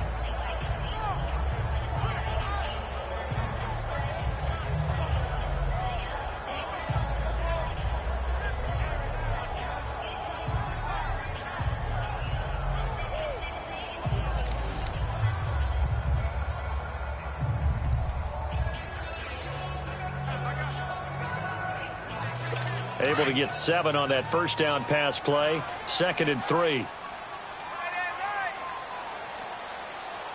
we go now. A first carry for Samaje Perine. And that one blown up quickly as he's going to be stopped before he could even get started. It's a loss of 2, now 3rd down. Count me as a little bit surprised by what we just saw there, because this has been a pretty long drive, and normally you think that wears down a defense. In this case, looked like the offensive line let them down a little bit. Yeah, allowed the penetration and the ability to stuff them for a loss.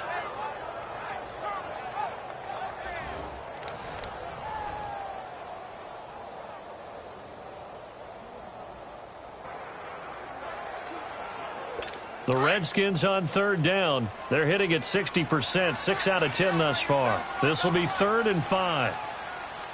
Hurry up, here we go. From the gun, Hogan. Now the pressure gets to Hogan, and he goes down on the sack. Lorenzo Molden in there to drop him for a loss of 10, and it'll be 4th and long. My man, it's been a rough night for that offensive line, and it's only getting rougher. 5 sacks now that they've given up in this contest so far. It feels like the witching hour out here, doesn't it? Okay, stupid question. What's the witching hour? Yeah, the witching hour. That's when everything goes haywire late at night.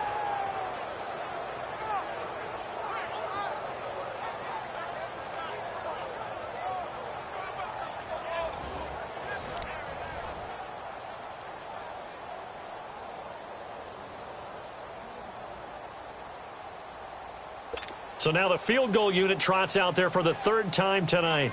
From the right hash, it's a 38-yard attempt.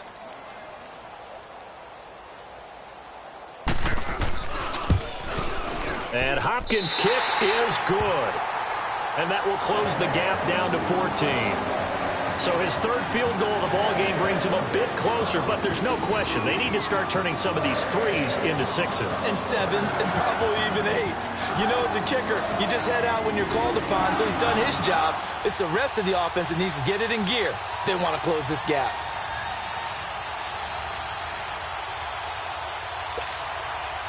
Here's the Redskins now as their kick unit will send this one away. Darius Stewart now on the return.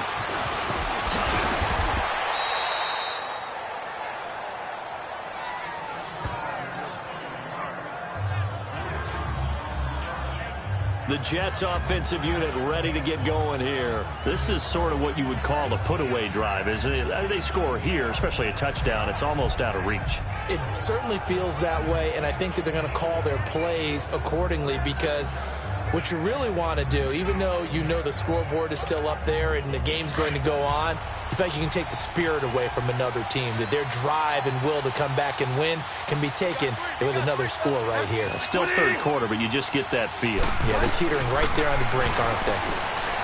Now Bridgewater. This is Crowell on the catch. And he showed off the athletic juke. Good little gain there. Not a whole lot of real estate, but a nice carry. I know most of the time when the ball's in the air, you're thinking wide receiver, tight end, but running backs, they can be a big part of any passing offense nowadays.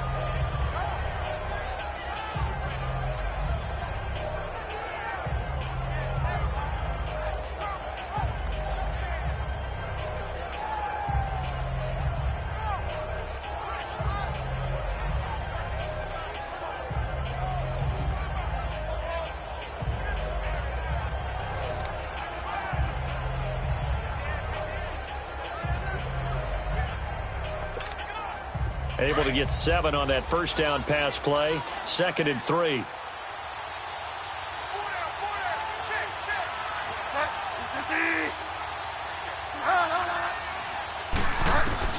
A second down throw for Bridgewater. That one's complete to Tomlinson. And he'll get up near the 45. They'll spot it at the 44. His 5th catch tonight, and it's good for a first down. 5th catch of the game for him there. Yeah, and the tight end position is now becoming a volume pass catcher. It used to be occasional, right, safety valve, throw one to him every so often, but mainly they want him out there to block. Nowadays, an integral part of the passing game, and they create such great mismatches that they often become the leading receiver.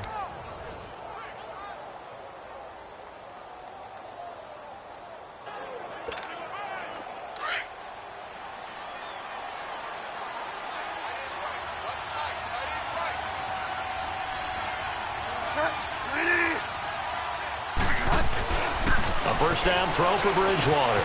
Pryor has it complete. And he'll be taken down at the 46-yard line.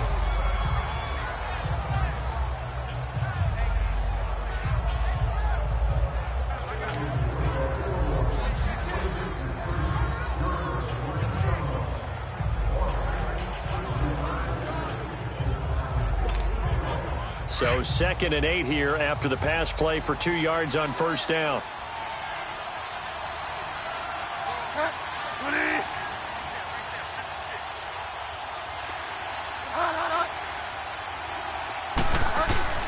They'll throw again. Bridgewater. And they will not get the connection there. It's incomplete. He'll definitely say that that's one he should have held on to. But when you're playing in elements like this, sometimes those bullet passes, those ones with a little bit of pace on them, they can be difficult to hold on to.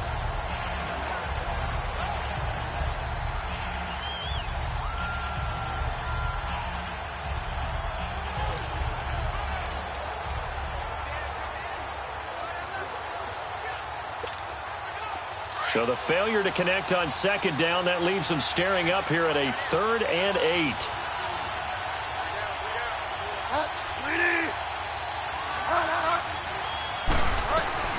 On 3rd down, Bridgewater. And down he goes. The pressure getting to Bridgewater. Ryan Anderson in there to drop him for a loss of 10. And it'll be 4th and long. And we say it all the time, have to be able to get rid of the ball sooner than that. You have to help your offensive line out. They're going to protect you as best they can. And if you get 3 to 5 seconds to throw the ball, they're doing a really nice job. But when you hold it and give up a sack, you're really almost discrediting their work.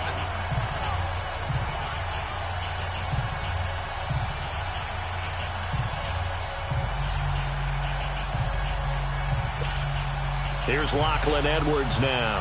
And the way this offense has moved the ball, he hasn't been needed till here in the 3rd.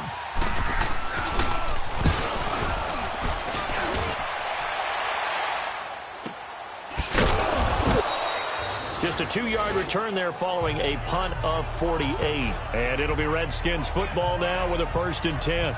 Kevin Hogan and the offense getting ready for another drive. What can they do now, Charles, to make sure this highlight montage doesn't continue to show more pressure and pressure and pressure? You feel like it always comes back to leverage, don't you? Who is going to win that battle of the offensive and defensive lines? Low man wins. We talk about that, but we think about it in a running game. Well, guess what? The same thing happens when you're trying to pass protect. Are you low? Are you balanced? Are you in a position where the pass rush won't bowl you over on their way back to the quarterback? They've got to reestablish that in order to try and keep their man upright. Because they have been bowled over a lot so far in this one. And a nice gain there as he'll be taken down just shy of the 20. It's a pickup of 4, and it'll bring up 2nd down. Sometimes with the running game, you've just got to stick with it. Look, it's the 3rd quarter, no time to panic. But that also doesn't mean you just do it the same way you've been doing it the entire ball game. Maybe change up some blocking assignments or run a few different plays, but stay with the overall essence of the running game.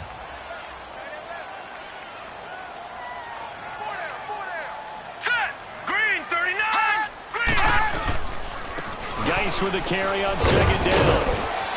And a short pickup there as he'll take this up to right around the 20. Call it a gain of a yard, and it's going to bring up 3rd and 5. So you know that old expression, it's not my night?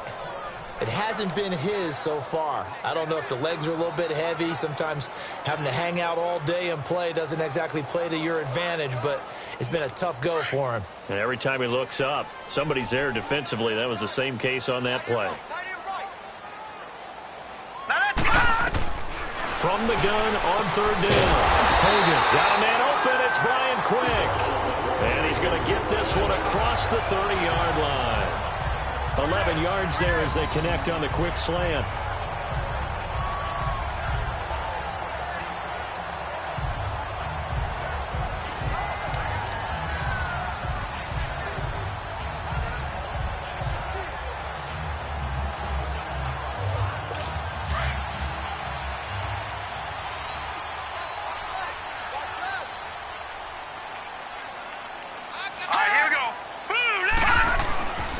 First down. Hogan. And the tip there altered the ball flight, and it falls incomplete. It'll be second down.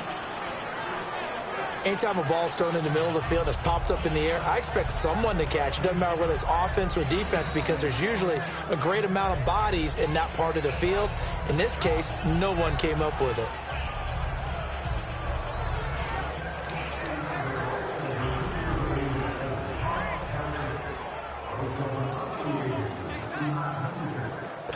An incomplete pass on first down. That leads to a 2nd and 10. Here we go now. To throw again. Hogan. Wide open receiver complete. And he's taken down, but not before he gets this into enemy territory across the 40. That goes for a gain of 31. They've been struggling in the passing game. Do you like the aggressiveness there? I mean, it worked on that play, but do you like it? I do, because a lot of the time you're struggling because your passing lanes are clogged. That usually happens when you're throwing the ball underneath. People start to press up on you. Push them deep. Find some space and open things up again. Being aggressive there, I think, will pay off for them. So in Jet territory now. Here's 1st and 10 at the 38. Hurry up, here we go. They'll run it here with P-Rod. And he'll take this one down to the 36. Darren Lee there to get him down. Not too many offenses want to turn down long drives, but when you're down what they are, they've got to pay it off with some points.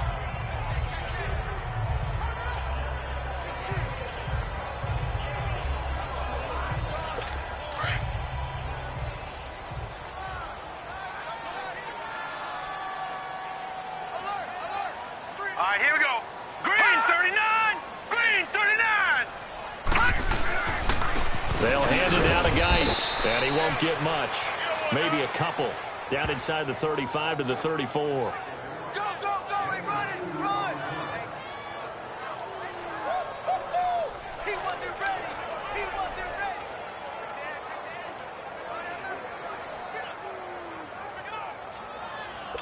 7th play of the drive upcoming here on 3rd and 6.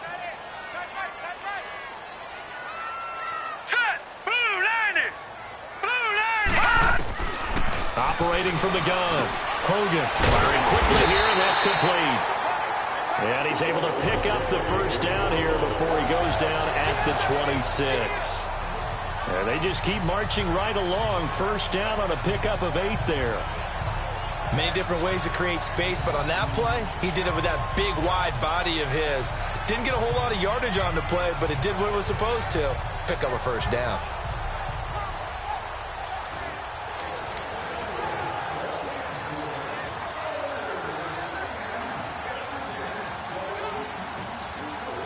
This quarterback now perfect since the second half started. 7 of 7. It's 1st and 10. Here we go now. Green 39. They go play action here on first down. Under a heavy rush, and down he goes.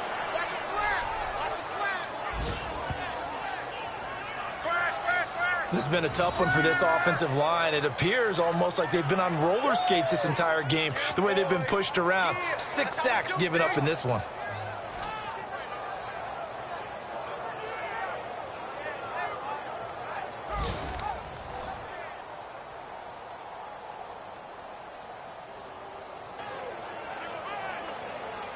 So 2nd and long, and got to be careful not to fall out of field goal range.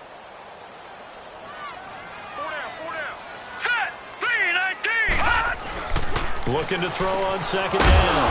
Hogan. That's caught by Trey Quinn. And they'll be inside the 25 now at the 24. They'll wind up getting 10 back as that sets them up for 3rd down. In search of 8 yards on 3rd down. They've already converted 2 of these on this drive, 2 for 2. All right, here we go. Blue, 90. Blue. From the gun, Hogan. And this is going to be incomplete. I know our vantage point might be a little bit better way up here, but that looked like an ill-advised throw to me. I didn't see anything open, and this play just didn't look right from the beginning. It did not. I thought he might get outside and just chuck it away. Dangerous pass, incomplete. So out comes the field goal team once more. From the right hash, it's a 41-yard attempt. And this one is going to just tuck into the bottom left corner as he gets it to go. And that will get the disadvantage now back down to 11. Another 3 on the board. He's been the lone bright spot. That's now 4 field goals. If this offense had finished a few drives, we'd be looking at a different complexion to this ball game, because right now, the trade is really wrong for them, isn't it? They're trading field goals while the other team's scoring touchdowns. That's not going to work. And all that worked, but he stopped where he ultimately would have been had he simply taken a knee, and that's the 25-yard line. Getting set to go here, Teddy Bridgewater and company marches back onto the field. He's been pretty solid, pretty consistent, just the 1 touchdown pass, but I think he's managed the game well, no? I would agree with you, and that's what you're looking for out of your field leader, making sure that you're playing well and not making any big mistakes. Oftentimes, that's how you're judged. How big a mistake and when it occurs. No interception so far. They'll like that. I just want you to know that you agreeing with me, that's going to get me through this 3rd and 4th quarter. Are you touched? He's patting his heart, boys and girls. He's touched. Respect. Meanwhile, this one knocked down in the backfield. It's incomplete. So much of this game is about leverage. We always talk about low man wins in the trenches. Well, it's like that in just about every position. And sometimes, if you lose that leverage and you're losing the battle, just jump up at the line of scrimmage and try and bat the ball away. And that's exactly what happened there.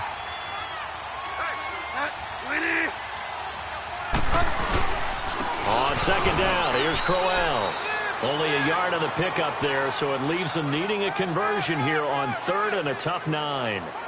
Pretty good little 2-play sequence there. You force the incompletion, then a very short pickup. Yeah, now maybe you bring in an extra defensive back or 2 because you want to try and defend on 3rd down. They like to play those nickel or sub packages, don't they? And on 3rd down, a nickel formation here defensively.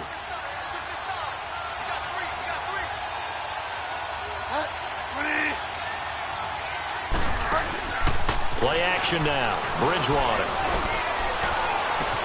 Open man is Stewart. It's complete. And he's taken down right at the 45-yard line.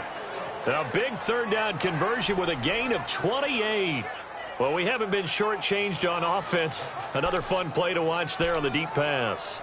This game has the feel of, what, a turkey bowl, a Thanksgiving day. You know, when we get together this year, when the Davises and the Gaudens get together, that's what our playbook's going to look like they're drawing them up in the dirt, and so far it's working for both of them.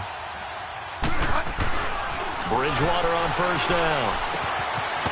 And it's a short one here, complete to the tight end. And he gets this inside the 35-yard line. Back-to-back nice plays, 12 yards that time and a 1st down. Nice job, nice patience right there. Put him on the right side, let him work his way across, put the ball in his hands, and let him work his way upfield with a catch. This quarterback now 14 out of 17, 82%, and it's 1st and 10.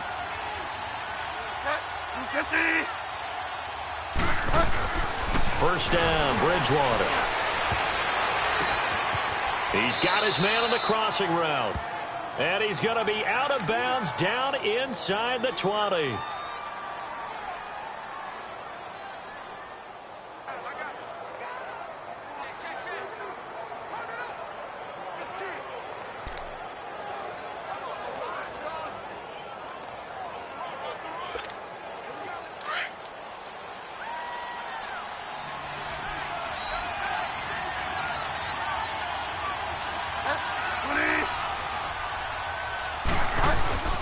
first down carry now for Crowell.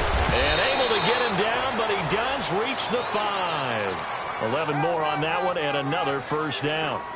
It's really come into vogue to talk about the different gaps that the defense tries to attack in an offensive line. And most of the time we're talking about blitzes. How many times have you heard double A-gap blitz? Well, where is the A-gap? It's the space between the center and the guards, either side. So when you're having a double A-gap blitz, that's two guys coming through that gap. In this situation, though, that A-gap wasn't open for the defense to exploit. The offensive line took care of it, protected it, and moved the defensive guys out of the way to allow for that nice run. Now a throw to the end zone on first down, but it winds up incomplete. Down this close to the goal line, first down. Surprised that wasn't a run? I am, and you know I'm old school. I want to run the ball on first down in this situation because second down, that gives me that option of running play action and maybe throwing it. Second and goal, one man in the backfield. That's Crowell.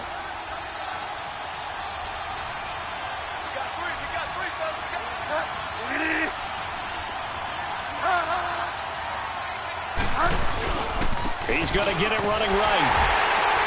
And that play going absolutely nowhere as he's belted before he could get out of the backfield. They'll lose a yard, and it brings up third. Partner, I know we're in a goal-to-go situation, but my goodness, think about running the ball here. Not even a thought, is it? Defensively, they're in a prime spot. And I think the defensive guys are probably expressing themselves to them as well. I wouldn't run it here, guys. You might want to try throwing it.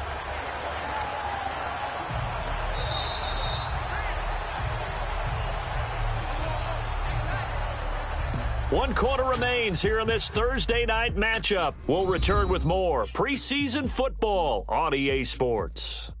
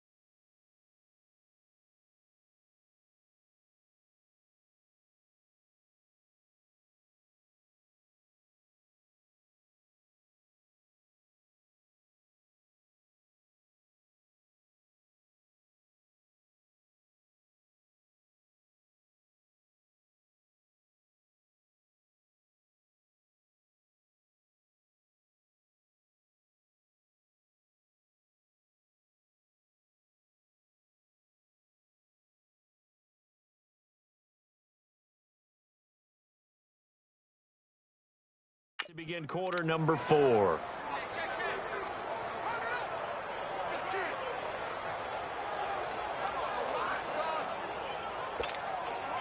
A lot of tired bodies on that field, but this is a big play, 3rd and goal.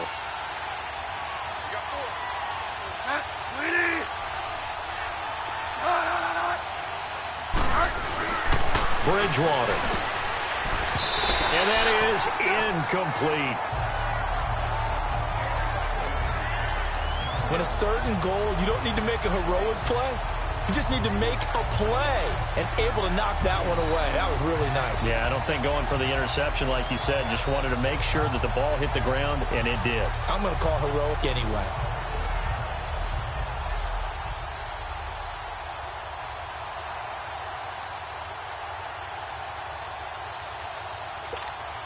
So now the field goal unit trots out there for the 3rd time tonight. From the right hash here, should be an easy one.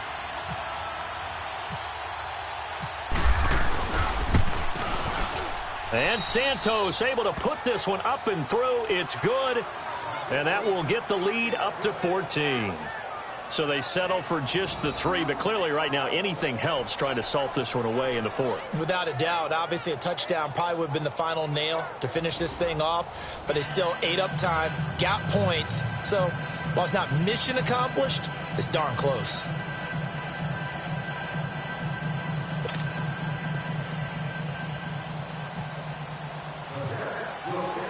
After the made field goal, Santos back out there to kick it away. That's fielded in the end zone. And no run back here. This will be a touchback, and it comes out to the 25-yard line. A look at Washington as they come onto the field. And tough to win games if you're going field goal, field goal, field goal here. They got field goal last time. Now they'll be looking for a touchdown. They're looking for the big chunk now because, as you noted, the field goal way of doing it makes it that much harder and puts more pressure on every possession for you now. Go ahead and get 6 and feel a lot more comfortable about the position they're in. Bigger chunks. We'll see if they can get the score. Here we go. Throwing on 1st down. Hogan toward the center of the field, but it's incomplete. Well, too much oomph, too much mustard there on that pass. They really turned it loose, didn't they? Really cut loose with that one. Sharp, strong. Didn't lead to a completion, though. Made it very difficult.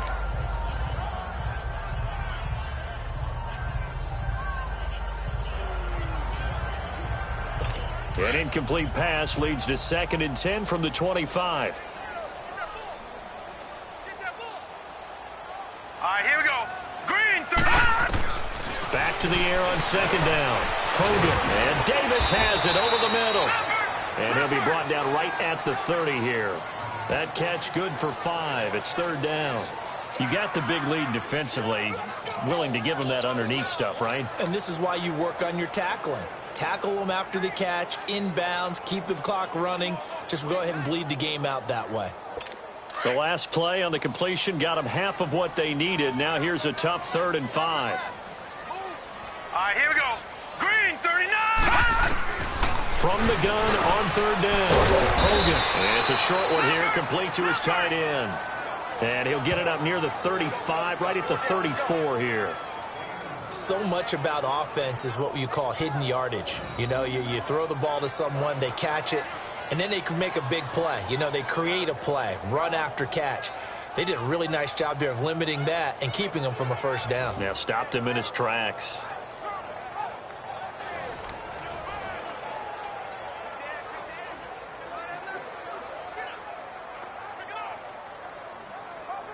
Here's Tressway now as he's on to punt for Washington.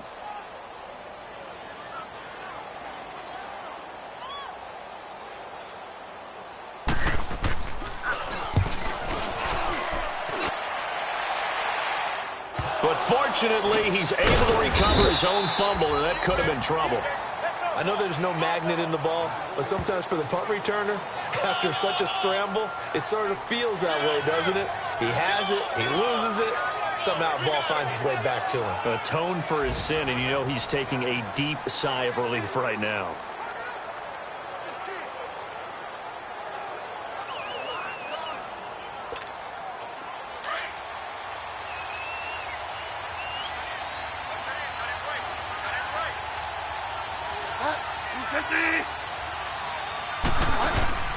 Now it's a bootleg with Bridgewater. And it pops free. The collision there jarred the ball loose and brings up second down. Sometime in this fourth quarter, someone on defense is going to have to step up and force a turnover.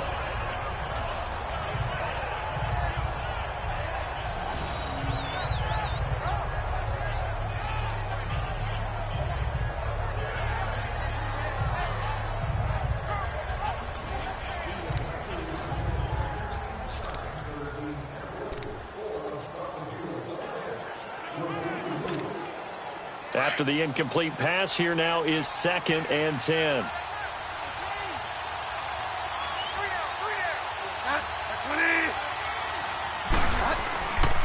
Now a handoff to Crowell. And brought down, but not before they're able to get it up to the 25.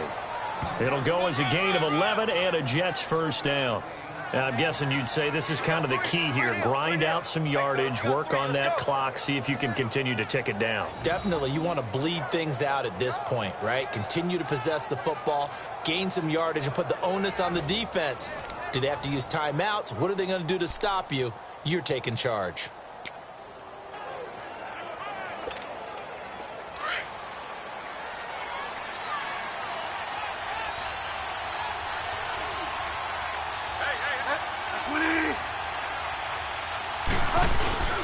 They keep it with Crowell on first.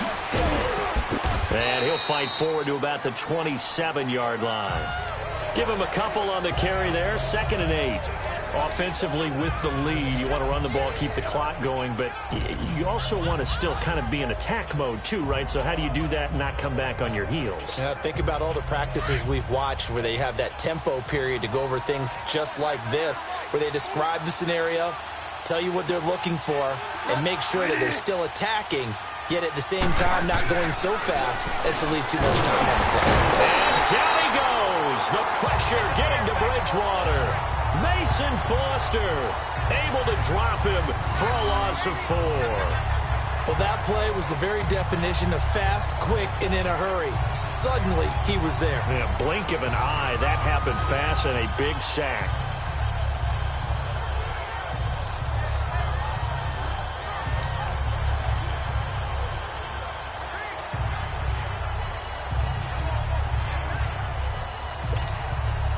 Third and long now after the sack, and we'll see if Bridgewater has a response.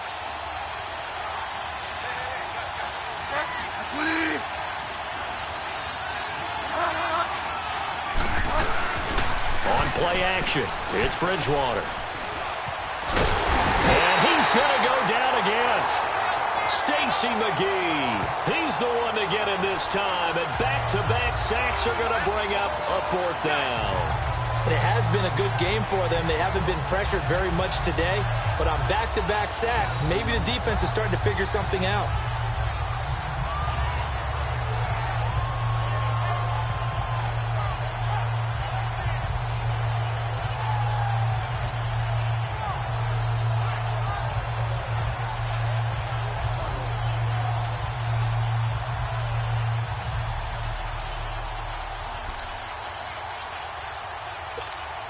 Here's Lachlan Edwards now, standing right on his own 5-yard line.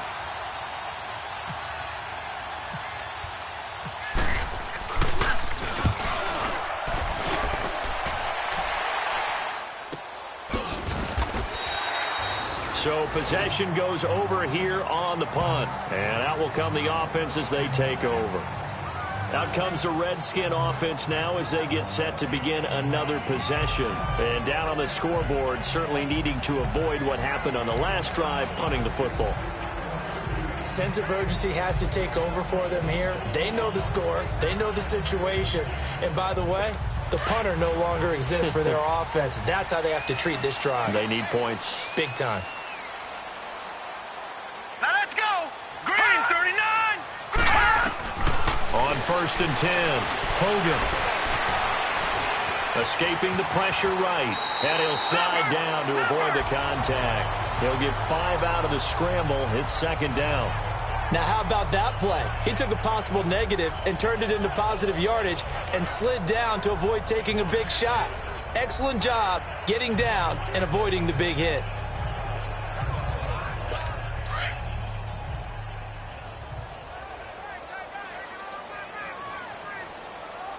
Here we go now. Blue 90.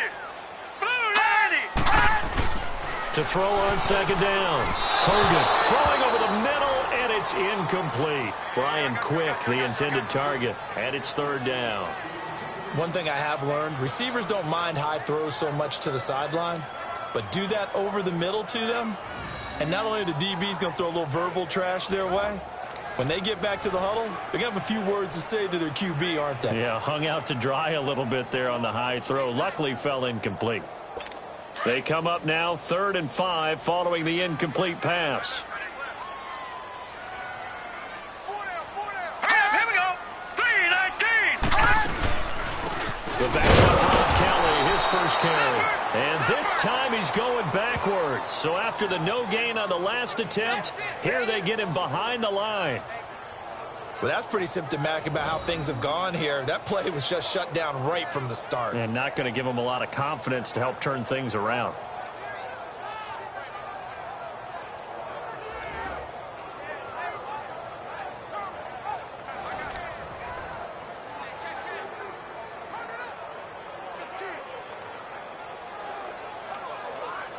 Here's Tressway now. He's been terrific so far.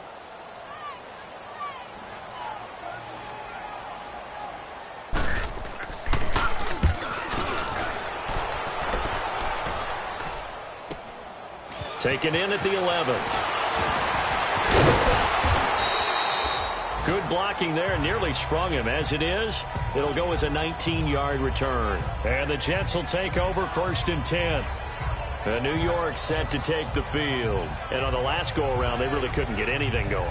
They had to punt from deep inside their own territory, which means you're going to lose the field position battle as a general rule. What they're looking for now is a little more consistency, move the ball at least a few times on offense, get a couple of first downs, and hopefully flip the field. Yeah, just something to build off of. That's what they're looking for here.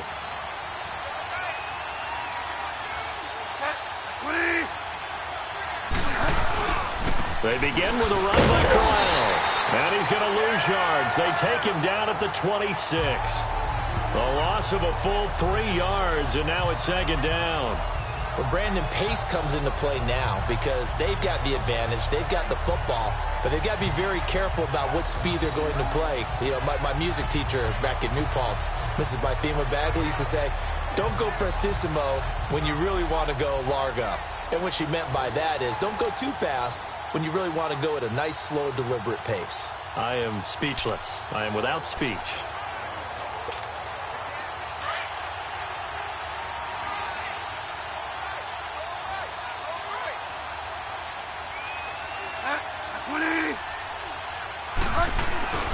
Bridgewater now on 2nd down. And the hit jarred it loose. It's incomplete.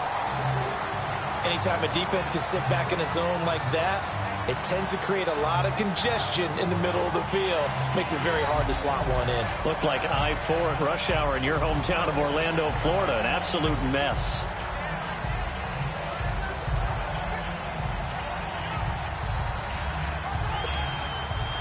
An incomplete pass on that last play, and that means they'll need to come up with something here on 3rd down.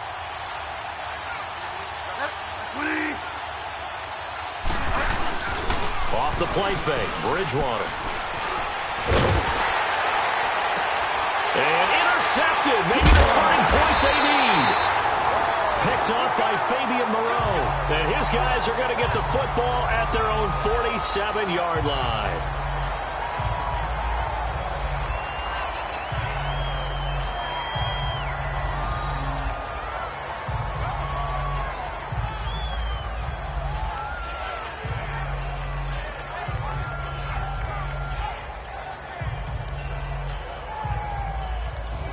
A look at Washington as they come onto the field. These guys had to punt their last possession, and that's become too familiar of a refrain. Too many of these drives just wound up going nowhere. But you know how in baseball, when the pitcher gets a base hit and he's on base, they bring his jacket out to him to keep him warm? A lot of times the punter goes to the sideline, puts on sweatpants or a wrap over his leg to keep it warm. He might need a massage from the trainer right now from all the work he's getting. Good starting field position for him as they come up 1st and 10.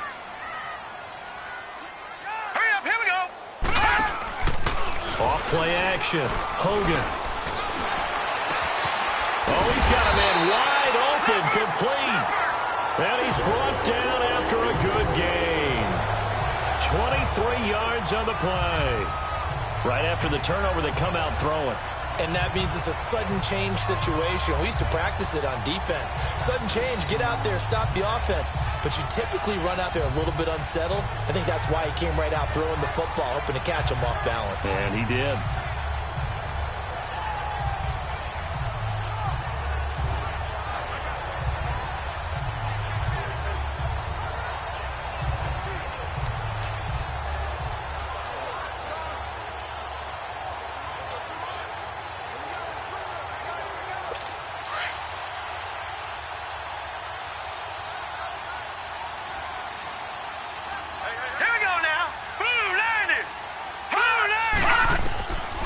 First down. Hogan throwing middle, but it's incomplete. He was trying to get it there to Vernon Davis, the tight end. And now it's 2nd down. Sometimes the coverage is so good, no matter what you're doing on offense, you just can't shake anyone free. They try their best to find someone open, but they took away every passing alley, every angle, and shut the play down. So now 2nd and 10 after the incompletion on 1st down. All right, here we go. 3-19. Throwing again on 2nd and 10. Hogan. And this time he's got the hook up. It's complete. They'll wind up getting 10 back as that sets him up for 3rd down.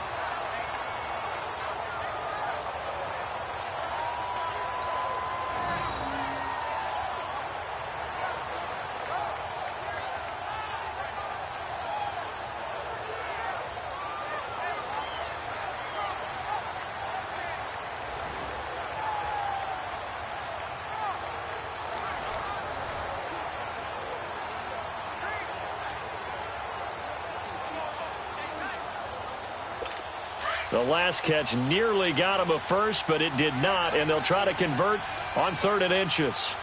Here we go now. Green, 39. They'll try and get it with Geis. And he takes it down to the 13 and picks up the first. Call it a gain of 7, and it gets him a new set of downs. Now, yes, a 2-possession game, but a good chunk of time on the clock, so they have the ability still there to run it on 2nd and short, but maybe they need to pick it up a bit. You're right. They did pick up the first down there, but they, as you mentioned, they have to pick up the pace now because it's a 2-possession game. They've got to get there twice to make sure they have a chance to win.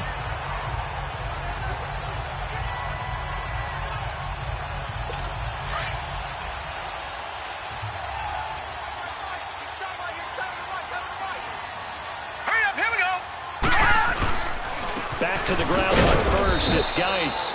And he'll fight his way down right around the 12. 2 yards on the pickup there. It'll be 2nd and 8. In order to play really good run defense when you're playing a 3-4, those 3 guys up front, the nose tackle and the guys they call the defensive ends, they're usually big people because they're going to have to eat up a lot of blockers because it's usually 5-on-3. And when they do their job well, guys who play on the inside, those inside linebackers, they're able to just roam and hit. On the handoff, it's Geis. And he's going to fight his way forward here for a modest gain.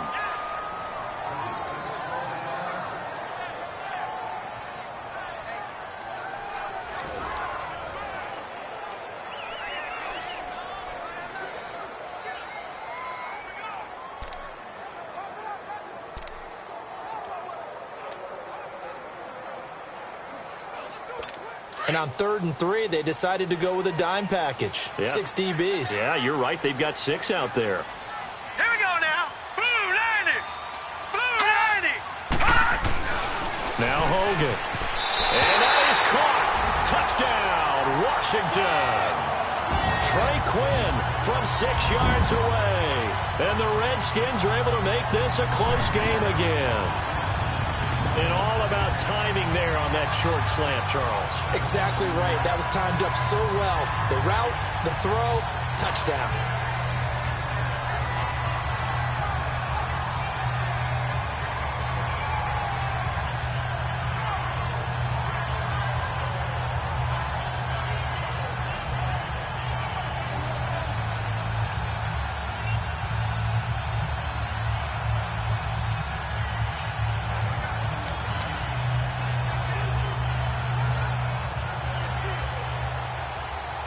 Here's Hopkins now for the extra point.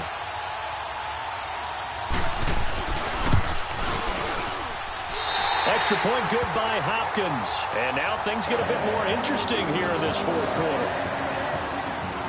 So that lines up a 7-play drive all told. And the result, a touchdown for Washington.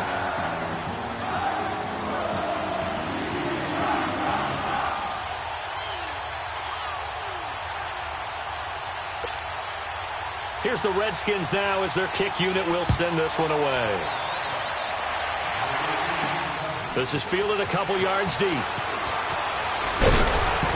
And he'll get across the 20 before he's brought down at about the 23-yard line. And New York set to take the field. I'm curious to see, Charles, about the play calling on this drive. Last time out, the interception that led to a touchdown. Here we are. I mean, it's very close, one-score game. Yeah, and if I'm a defender, I'm actually chirping to you on the other side of the ball, saying, hey, we picked off the last one. What you going to do about it now? So when you do throw the football, high percentage, but throw it with confidence. If there's any hesitancy at all, it could end up in enemy's hands again. Trying to shake off the interception. He'll look to throw. And seeing no options, he just tosses this one away incomplete. Now that'll bring up second down.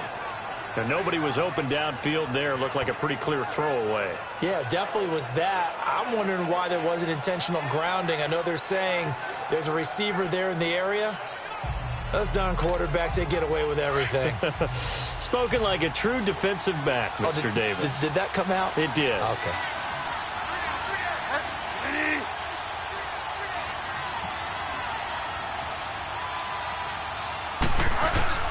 Here's a give to Crowell. And he'll get this one up to the 26.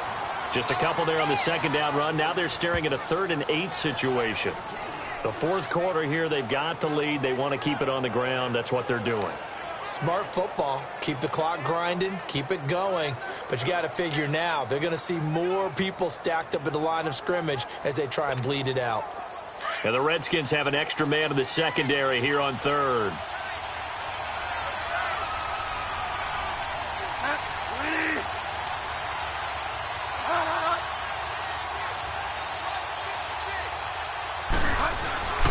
To throw is Bridgewater. And he's caught on the sideline, but he's not going to have a first down. They say he was out of bounds, so a big call there that brings up 4th. When we talk with people about what we think the most important quality for an NFL quarterback to possess, what do people usually say?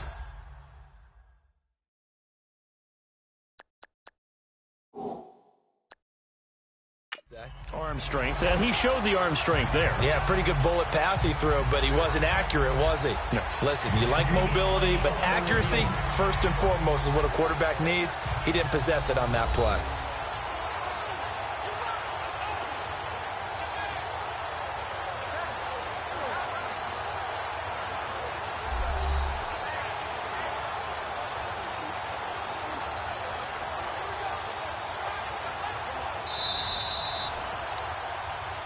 After reviewing the play, the ruling on the field is reversed. The head coach relied on his eagle eye in the sky to make the right call and was told to challenge it, and it looks like it's paid off. And from a coach's standpoint, when you throw that flag, it's probably a pretty tense moment. Here it pays off. Yeah, you have that little bit of indecision. You throw it where you feel like you're right, and then you think, uh-oh, did I get it right? In this case, they can celebrate.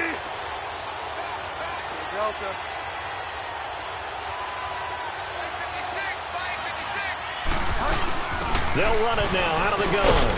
And he'll take this one across the 45 up to about the 46-yard line. 3 yards on the pickup there, and it'll be second down. And in this situation with the lead fourth quarter, they're liking keeping the ball on the ground, I'm sure. That's just smart football, but you know the defense has to know it as well. They've got to stop them here. So now we're going to see that loading the box in a big way. 6, 7, 8, 9, whatever it's going to take, puts a little bit more pressure on your big offensive line. Again, it's Crowell. And some room to roam now. And taking it across midfield and just shy of the 40. That's good for a Jet first down, a gain of 13.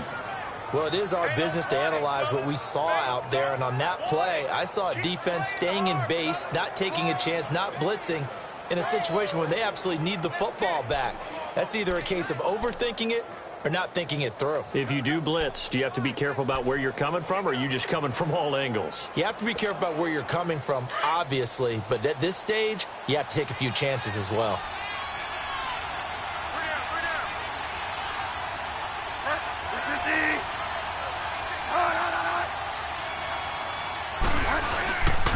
They'll run with Crowell. Trying to bounce it outside, but he's only able to get it back to the line of scrimmage. Call it no gain on the play, and it'll be second down. Run blitz there defensively, something we might see more of here in the fourth quarter. I think we'll see a lot of it, and the difference between that and a pass blitz, you're just trying to get to the quarterback. You're trying to scheme someone open who will get to the QB and make sure he gets on the ground. In a run blitz, you're actually trying to cover up gaps, trying to cover up holes so they can't run the football. Crowell. And he is going to be stopped cold behind the line of scrimmage. Now as we look down, it appears we've got a Jet shaken up on the play. Definitely the last thing you want to see here in a preseason game. We'll be right back.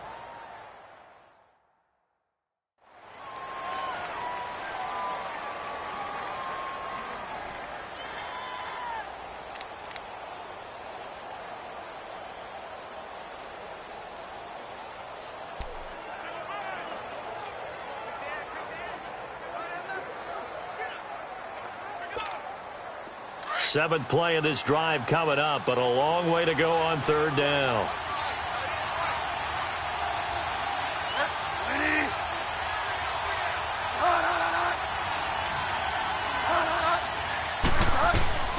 Out of the gun, Bridgewater. He can't bring him down. The weight room does work. That's complete over the middle to Stewart. Give him 15 yards on that one, and the Jets move the chains. Big hook up there, forced to throw it on third down. The connection's going to keep the drive alive and also keep the clock moving. Yeah, and from a defensive perspective, didn't get a sack, didn't knock the ball free, didn't break up the pass. The clock keeps running on you. You're in a dire situation now.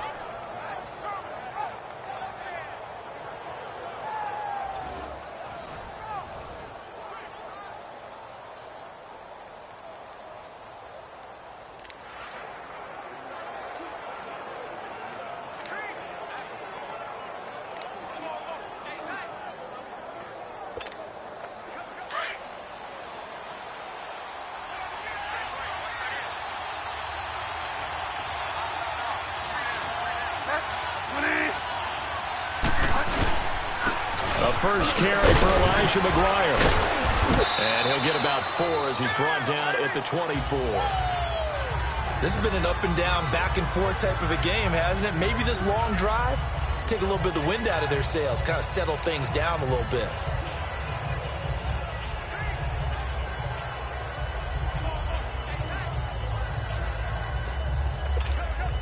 Under 4 to go now as the clock runs and they come up on second down.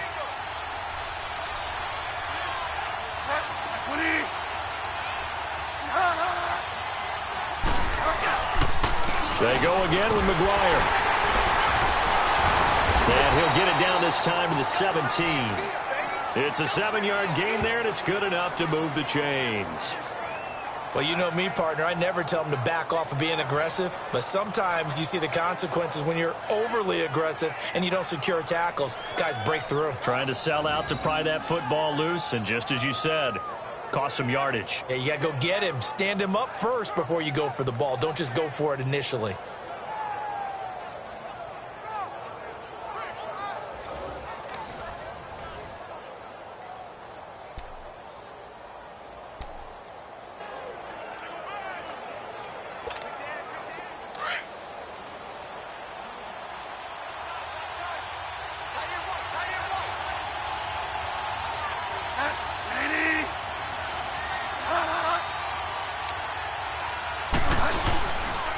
On the carry, this is McGuire. And they'll lose yardage here. Knocked back to the 19-yard line. It's a loss of 2 there, bringing up 2nd down. Yeah, let me puff out my chest a little bit. Even though I'm not rooting for either team, that was a really nice defensive play. It's awfully fun to watch, even in an offensive game.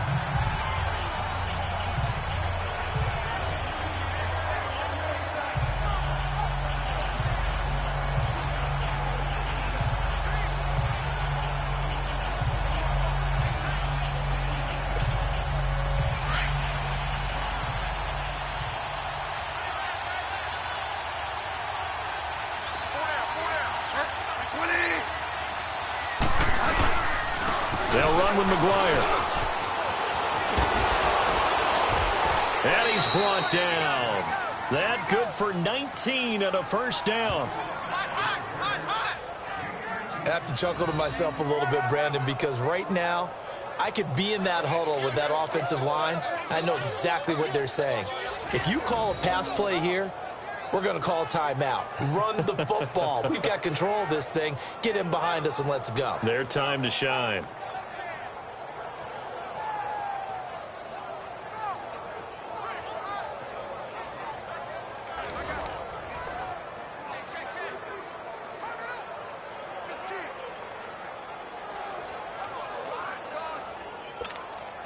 So 1st and goal, 6 points here would go a long way toward wrapping this one up.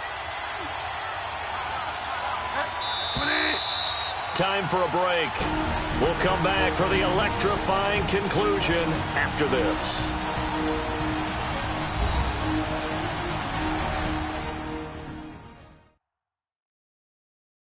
So it's Jets football as we get you reset here. They've got it 1st and goal as they search for what could be a game-sealing touchdown.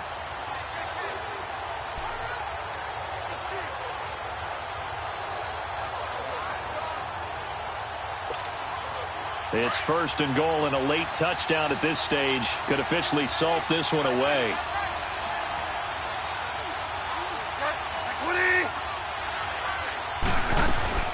They'll try and run for it on 1st and goal. And he is met in his tracks behind the line of scrimmage. And now we're going to get a timeout called by the Redskin defense. It's just their first. They've got 2 more to use here in the final stages. All right, so the timeout over and all 11 men back out onto the field for the defense.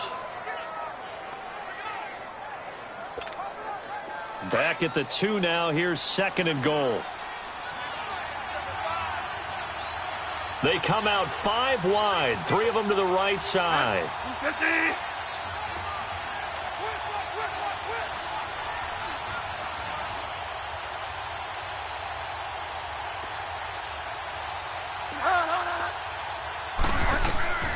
Bridgewater here to throw. And this is caught. And that could seal it. It's a touchdown. Well, that was absolutely ideal for them, wasn't it? Trying to salt this game away. I think one of my kids just graduated in the amount of time they had the football. That was absolutely impressive. Everybody wants those salt-away-the-game drives. What makes them successful? Well, when you're able to mix run-pass, when you're able to control the football and stay ahead of the chains, I'm using every cliche I know, but that's how you get it done because you're not taking negative plays, and that way you're able to run what you want to run when you get a chance to call it. Still an important piece of business to take care of, the extra point.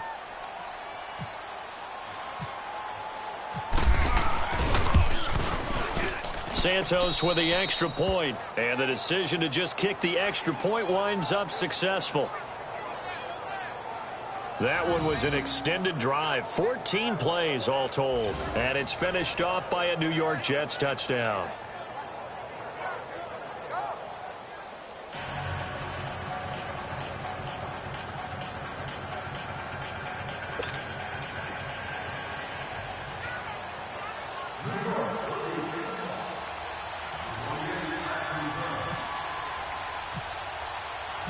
Santos out now. He'll kick it away.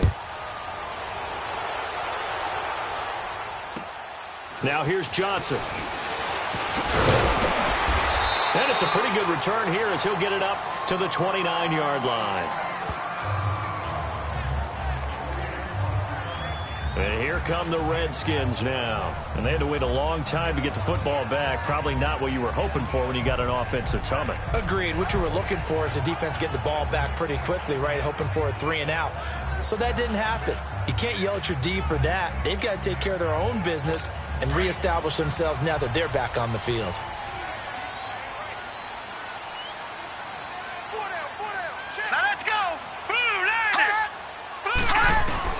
Throwing on first down. Hogan. He will find Davis on the left side, complete. And they take him down, losing yardage back at the 27. A loss of a full 3 yards, and now it's second down. Looking to throw on second down. Hogan throwing over the middle, but it's incomplete. Coverage was great everywhere that time. He tried to get it to his outlet, tried to get it to his running back, but sailed it a little bit too high and actually left his body open for a big hit. An incomplete pass on that last play, and that means they'll need to come up with something here on third down. Throwing on third and long. Hogan, now a desperation throw deep, and got his man complete. And that goes as a gain of 37 on third down. First down now, but the clock continues to move. On first and 10. Hogan, he'll be taken down. The Jets get in there for the sack. Kevin Minter in there to drop him as the clock continues to roll. To throw on second down. Hogan.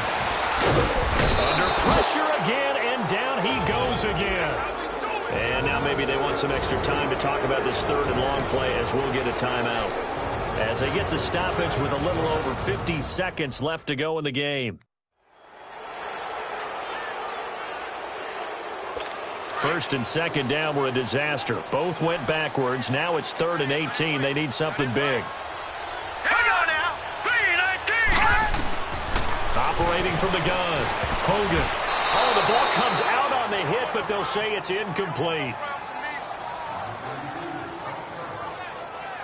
We've seen this quite a few times in this game. Offensive line unable to keep leverage, unable to keep people away, facing a lot of pressure. Fortunate just to get rid of it. One of the reasons they're down is that inability, though, to stop the pressure. We saw another example of it there.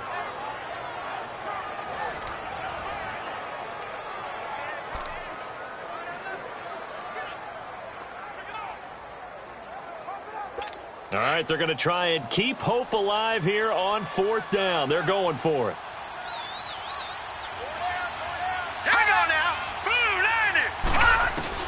Got to try it here. He's back to throw. He finds Quick. And he'll get this one down near the 20-yard line.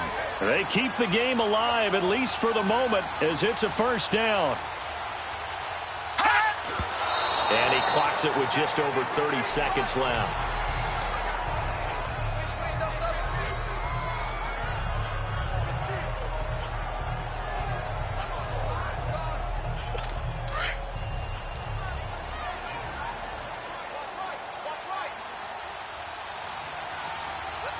Let's go. Looking to throw on second down. Hogan. And his pass incomplete. Well, not to get too overcritical there because he knows what he's doing, but his shoulders looked a little off kilter there when he threw that. I don't think you're being overly critical there. You're just analyzing it, and he gets those shoulders right. That pass will go from incomplete to complete. This offense was on the move. Now 2 straight incompletions have them looking at 3rd and 10. All right, here we go. 3-19. From the gun, Hogan. And he couldn't hang on to it through the contact. Incomplete. You hear the calls for a penalty, but I just don't think so. I think in this situation, the defender was making sure his guy couldn't hold on to the football. So I don't see anything that warranted a flag. No, I'm with you. There was contact, but I'm happy they kept that flag in the back pocket.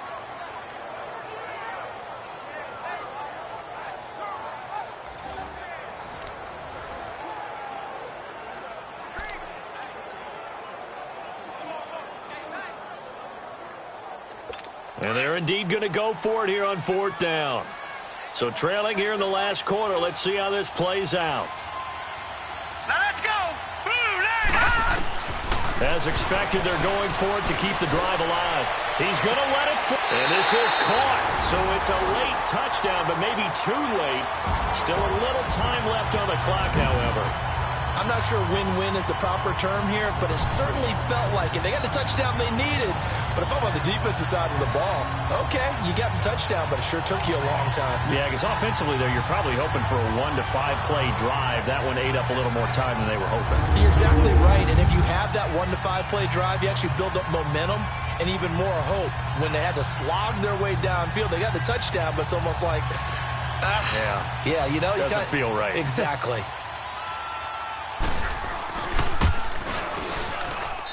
Hopkins with the extra point. And now things get a bit more interesting here in this 4th quarter. A pretty long drive that time. 11 plays all told. And it was polished off by a Redskin touchdown.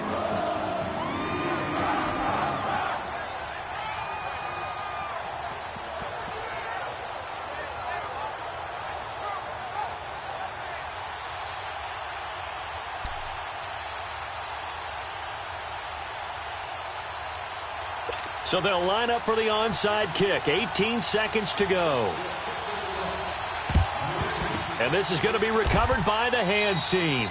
And that should just about put a capper on this one. Well, 4th quarter, they felt like they needed the football back. Unfortunately, they couldn't get it. And I know we brought analytics into the game, and someone has said here that the data says that when a team's expecting an onside kick, 80% of the time, the team expecting it, they do actually recover the ball, which is what we saw here.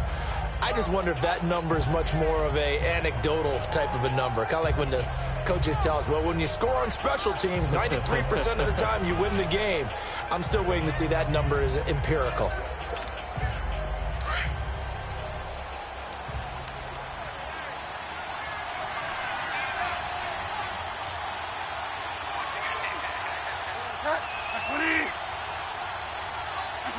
The Jets, with victory seemingly in hand, they take the knee. And now we're going to get a timeout here called by the defense, as they get it with 16 seconds remaining on the clock.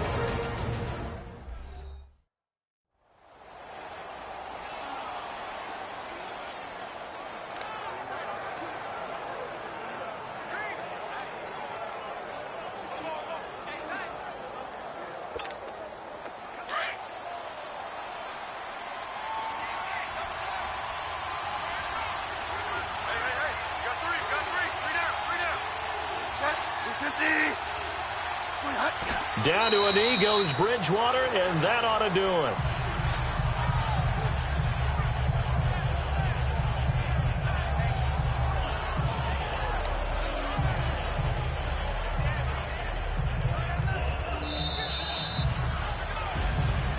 Well, Charles, the forecast called for rain throughout the entire game, and we got rain throughout the entire game. But these two teams, they had fun getting dirty out there. They love the slop.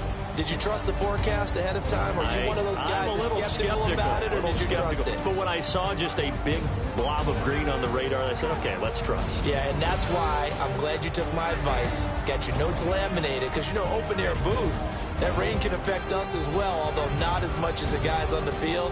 But let's face it, it's kind of fun to watch these types of games, isn't it? It is. By the way, how impressive is it that you travel with a laminator? I didn't even know there was a portable laminator. The things that you learn. Golly, wise beyond his years. And for Charles Davis and our entire crew here at EA Sports, I'm Brandon Gaudin saying so long, everybody.